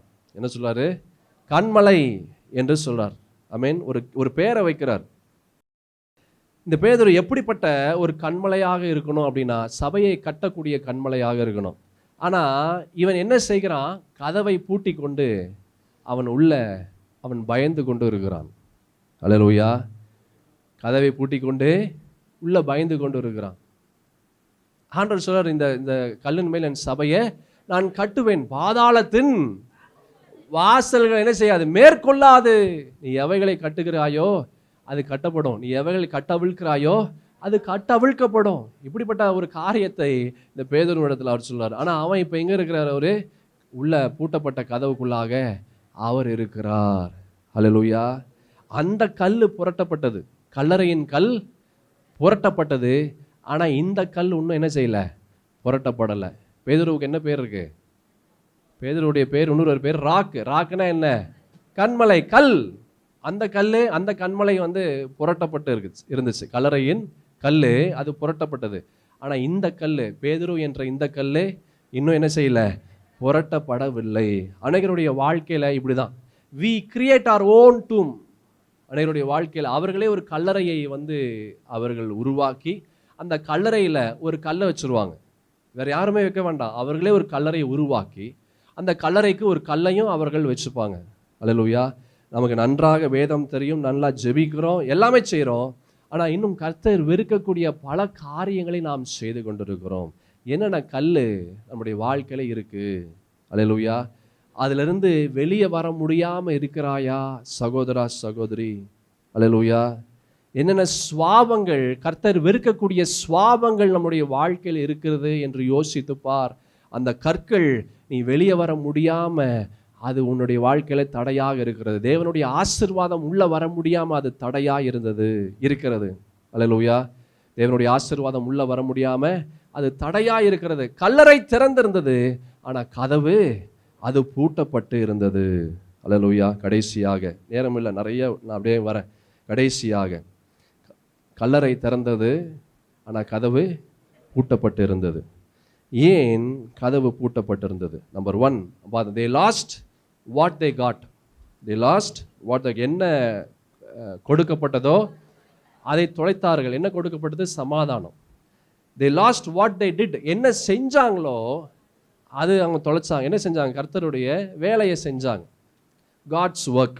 மூன்றாவது, they lost what they had. என்ன இருந்ததோ அதை தொலைத்தார்கள். என்ன இருந்ததுன்னா கர்த்தருடைய வார்த்தை. முதலாவது சமாதானம், ரெண்டாவது கர்த்தருடைய வேலை, அடுத்தது கர்த்தருடைய வார்த்தை. ஆமென். யோவானுக்கு எழுதின சுவிசேஷத்தில் பார்க்கிறோம் 15ஆம் அதிகாரத்தில் 4-5 வசனங்கள். என்னை நிலைத்திருங்கள், நானும் உங்களில் நிலைத்திருப்பேன். கொடியானது திராட்சை செடியில் நிலைத்திராவிட்டால் அது தானாய் கனி கொடுக்க மாட்டாதது போல நீங்களும் என்னில் நிலைத்திராவிட்டால் கனி கொடுக்க மாட்டீர்கள். நானே திராட்சை செடி, நீங்கள் கொடிகள். ஒருவன் என்னிலும் நான் அவனிலும் நிலைத்திருந்தால் அவன் மிகுந்த கனிகளை கொடுப்பான். என்னை அல்லாமல் உங்களால் ஒன்றும் செய்யக்கூடாது. Without the word we cannot do anything. கர்த்தருடைய வார்த்தை அன்றி நம்மால் எதுவும் செய்ய முடியாது. அல்லேலூயா. யோவானுக்கு எழுதின சுவிசேஷம் அதே 15ஆம் அதிகாரம் 13-14 வசனங்களில் பார்த்தீங்கன்னா 14வது வாசிக்கலாம். நான் உங்களுக்கு கற்பிக்கிற யாவையும் நீங்கள் செய்வீர்களானால் என் சிநேகிதனாய் இருப்பீர்கள். If God wants to be with us we must have his word. கர்த்தர் நம்மளுடைய வாழ்க்கையில் இருக்கணும்னா அந்த வார்த்தை, அவருடைய வார்த்தை நமக்குள்ளாக இருக்கணும். ஆமென். மத்தேயு எழுதின சுவிசேஷம் 16ஆம் அதிகாரம் 21வது வசனத்தில் அவர் சொல்றாரு, தாம் எருசலேமுக்கு போய் மூப்பராலும் பிரதான ஆசாரியாலும் வேத பாரகராலும் பல பாடுகள் பட்டு கொலையுண்டு 3ஆம் நாளிலே எழுதியிருக்க வேண்டும் என்பதை தம்முடைய சீஷர்களுக்கு அவர் சொல்ல தொடங்கினார். அப்பவே சொல்ல ஆரம்பிக்கிறார். மறுபடியும் 2வது தடவை சொல்றாரு. 17ஆம் அதிகாரத்தில் பார்த்தீங்கன்னா 22-23 அவர் இயேசு அவர்களை நோக்கி, மனுஷகுமாரன் மனுஷர் கையில் ஒப்பு கொடுக்கப்படுவார், அவர்கள் அவரை கொலை செய்வார்கள், ஆகிலும் 3ஆம் நாளில் உயிர் தெழுந்திருப்பார் என்றார். அவர்கள் மிகுந்த துக்கம் அடைந்தார். இது 2வது தடவை சொல்றாரு. 2வது தடவை சொல்றாரு. 3ஆம் முறையும் சொல்றாரு. அதே மத்தேயு எழுதின சுவிசேஷம் 20ஆம் அதிகாரத்தில் 3ஆம் முறை சொல்றாரு. 20ஆம் அதிகாரம் 17ஆம் வசனத்திலிருந்து 19வது வசனத்தில் அவர் இயேசு எருசலேமுக்கு போகும்போது வழியிலே 12 சீஷரையும் தனியே அழைத்து, இதோ எருசலேமுக்கு போகிறோம், மனுஷகுமாரன் பிரதான ஆசாரியரிடத்திலும் வேத பாரகரிடத்திலும் ஒப்பு கொடுக்கப்படுவார், அவர்கள் அவரை மரண ஆக்கணைக்குள்ளாக தீர்த்து அவரை பரியாசம் பண்ணவும் வாரினால் அடிக்கவும் சிலுவையில் அறையவும் புறஜாதியார் இடத்தில் ஒப்பு கொடுப்பார்கள், ஆகிலும் 3ஆம் நாளிலே அவர் உயிரோடு எழுந்திருப்பார் என்றார். எல்லாத்தையும் சொல்றார். 3 முறை சொல்றார். இன்னும் அதிகமாகவே சொன்னார். அல்லேலூயா. ஆனால் இந்த வார்த்தைகள் எல்லாம் அந்த சீஷர்கள் அவர்கள் போட்டுட்டாங்க. இந்த வார்த்தைகள் எல்லாம் செஞ்சுட்டாங்க, போட்டுட்டாங்க. அதே இன்னும் மத்தேயு எழுதின சுவிசேஷத்தில் நீங்கள் நிறைய விஷயம் இருக்குது. 12ஆம் அதிகாரம் 40வது வசனத்தில் சொல்கிறார், யோனா இரவும் பகலும் 3 நாள் ஒரு பெரிய மீனின் வயிற்றில் இருந்தது போல மனுஷகுமாரனும் இரவும் பகலும் 3 நாள் பூமியின் இருதயத்திலே அவர் இருப்பார். நிறைய காரியத்தை சொல்கிறாரு, நிறைய விஷயங்கள் சொல்கிறாரு. இந்த காரியங்களெல்லாம் அந்த சீஷர்கள் இந்த வார்த்தையெல்லாம் இந்த சீஷர்கள் தொலைத்தார்கள். they lost all these words. இந்த வார்த்தையெல்லாம் சீஷர்கள் என்ன செஞ்சாங்க? அவங்க தொலைத்து போட்டாங்க. நாம் என்னென்ன வார்த்தைகளெல்லாம் தொலைத்து போடுகிறோம்? ஆண்டவர் சொன்ன வார்த்தைகள் என்னென்ன வார்த்தைகளெல்லாம் நாம் தொலைத்து கொண்டு இருக்கிறோம்? லிசன், ஒவ்வொரு முறையும் கர்த்தருடைய வார்த்தையை நாம் தொலைக்கும் போது ஆசீர்வாதம் தொலைந்து போகுது. ஒவ்வொரு முறையும் கர்த்தருடைய வார்த்தை நாம் தொலைக்கும் போது பாதுகாப்பு அது தொலைந்து போகிறது. ஒவ்வொரு முறையும் கர்த்தருடைய வார்த்தை நாம் தொலைக்கும் போது சமாதானம் அது தொலைந்து போகிறது. கடைசியில் நாமே தொலைந்து போகிறோம். ஆமென். கர்த்தருடைய வார்த்தைக்கு முரண்பாடான வார்த்தைகளை நீங்கள் செய்யாதீர்கள். கர்த்தருடைய வார்த்தைக்கு இணங்கி அந்த வார்த்தைகளெல்லாம் உங்களுக்குள்ளாக வைத்து அந்த வார்த்தைக்கு நேராக நீங்கள் கடந்து வரும்போது அந்த வார்த்தைகள் உங்களுடைய வாழ்க்கையில் பெரிய பெரிய காரியங்களை உங்களுடைய வாழ்க்கையில் கொண்டு வரும். உயிர்த்தெழுந்த ஞாயிறு, resurrection Sunday is about an empty tomb. உயிர்த்தெழுந்த ஞாயிறு அது திறக்கப்பட்ட ஒரு கல்லறை. அல்லேலூயா. அப்படின்னா என்ன அர்த்தம் அப்படின்னா, இந்த இயேசு அங்கே இல்லை. இயேசு அங்கே இல்லை, அவர் உயிர்த்தெழுந்தார். ஏன் உயிர்த்தெழுந்தார்? நம்மோடு இருக்கும்படியாக அவர் உயிர்த்தெழுந்தார். அல்லேலூயா. உங்களுடைய பயத்திலிருந்து நீங்கள் உயிர் பெறும்படியாக அவர் உயிர்த்தெழுந்தார். உங்களுடைய கவலைகள், உங்களுடைய கஷ்டங்கள், உங்களுடைய வேதனைகள், உங்களுடைய கண்ணீரிலிருந்து நீங்கள் உயிர் பெறும்படியாக அவர் உயிர்த்தெழுந்தார். புரட்ட முடியாத எந்த கல்லா இருந்தாலும் அதை புரட்டும்படியாக அவர் உயிர்த்தெழுந்தார். அல்லேலூயா. உங்கள் வாழ்க்கையை இந்த இயேசுவுக்கு நீங்கள் ஒப்பு கொடுங்கள். அவர் உங்கள் வாழ்க்கையில் கடந்து வந்தால் ஒரு கல்லும் உங்களுடைய வாழ்க்கையில் கடந்து வராது. ஒரு பயமும் உங்களை பயமுறுத்த முடியாது. என் தேவனாகிய கர்த்தர் அது எவ்வளவு பூட்டப்பட்ட நிலையில் உங்களுடைய வாழ்க்கை இருந்தாலும் என் தேவனாகிய கர்த்தர் அவர் உள்ளே வந்து உங்களுக்கு ஒரு சமாதானத்தை அவர் கொடுப்பார், உங்களுக்கு ஒரு தைரியத்தை கொடுப்பார், உங்களுக்கு பரிசுத்த தேவனுடைய ஆவியை நீங்கள் பெற்றுக்கொள்ளும்படியாக செய்வார். நீங்கள் நினைத்து பார்க்க முடியாத ஒரு ஆசீர்வாதத்திற்குள்ளாக இந்த ஆண்டவராகிய கர்த்தர் உங்களுடைய வாழ்க்கையை செய்வார். ஹல்லேலூயா. கதவுக்குள்ளே இந்த சீஷர்கள் அவர்கள் பயந்து கொண்டிருந்தாங்க. இயேசு வருவதற்கு முன்பாக கதவுக்குள்ளே சீஷர்கள் எப்படி இருந்தாங்க? பயந்து கொண்டிருந்தாங்க இயேசு வருவதற்கு முன்பதாக. ஆனால் இயேசு அவர் உள்ள வந்து அவர்களோடு நின்ற பிறகு அவருடைய வாழ்க்கை அப்படியே தலைகீழாய் மாறிடுச்சு. அல்லேலூயா. எந்த கல்லும் இவருடைய வாழ்க்கையில் தடுக்க முடியல. இந்த சீஷர்களுடைய வாழ்க்கையில் எந்த சிறைச்சாலையும் இந்த சீஷர்களை வந்து பிடித்து வைக்க முடியல. எந்த மரணமும் இந்த சீஷர்களை பயமுறுத்த முடியல. அவருடைய வாழ்க்கை ரொம்ப வித்தியாசமாய் மாறினது. என்றைக்கு இயேசு உள்ள வந்தாரோ அந்த நாளிலிருந்து அவருடைய வாழ்க்கை ரொம்ப வித்தியாசப்பட்டது. இந்த இயேசு உங்கள் வாழ்க்கைக்குள்ளாக வந்தா உங்கள் வாழ்க்கையும் இப்படிப்பட்ட ஒரு வித்தியாசத்தை நீங்கள் சுதந்தரிப்பீர்கள். அல்லேலூயா. இந்த இயேசு உங்களுக்குள்ளாக இருக்கிறாரா? அந்த இடத்துல ஒரு கல்லறை திறந்திருந்தது. ஆனால் அந்த திறந்த கல்லறைக்குள்ளாக இயேசு இல்லை. இன்று உங்களுடைய இதயத்திற்குள்ளாக இந்த இயேசு இருக்கிறாரா? கர்த்தர் தாமே உங்களை ஆசீர்வதிப்பாராக. மகா உன்னதமான தேவனாகிய கர்த்தாவே, ஆண்டவரே அப்பா, இந்த நாளிலும் தானே எங்களோடு நீர் பேசினதற்காக நன்றி அப்பா. அந்த 3 ஸ்திரீகள் அவர்கள் மரித்த கிறிஸ்துவை அவர்கள் காண போனாங்க. They went. மரித்த கிறிஸ்துவுக்காக அவர்கள் செலவழித்தார்கள். They spent. இந்த மரித்த கிறிஸ்துவுக்காக ஒரு தீர்மானத்தோடு அவர்கள் கடந்து வந்தார்கள். They were determined. ஆண்டவரே, நாங்கள் அவர்கள் உயிரில்லாத கிறிஸ்து என்று நினைத்து இப்படி செஞ்சாங்க. ஆனால் எங்களுக்கு நல்லா தெரியும் இந்த கிறிஸ்து எங்களுக்குள்ளாக உயிரோடு இருக்கிறார் என்று. இந்த உயிருள்ள கிறிஸ்துவுக்காக நாங்கள் என்ன செய்ய போகிறோம்னு எங்களுக்கு தெரியலப்பா. இந்த நாளிலே இந்த வார்த்தைகள் ஒவ்வொன்றும் எங்களுக்குள்ளாய் கடந்து வந்து நாங்கள் என்ன செய்ய வேண்டும் என்று நீர் கற்றுக் கொடுத்ததற்காக நன்றி அப்பா. என் தேவனாகிய கர்த்தாவே, இன்னும் ஆண்டவரே அப்பா, உம்முடைய வார்த்தையின் வெளிப்பாட்டின் ஆவியானது எங்களை உமக்கு நேரே சிலுவைக்கு நேரே எங்களை ஆயத்தப்படுத்தி எங்களை கொண்டு வர உதவி செய்வீராக.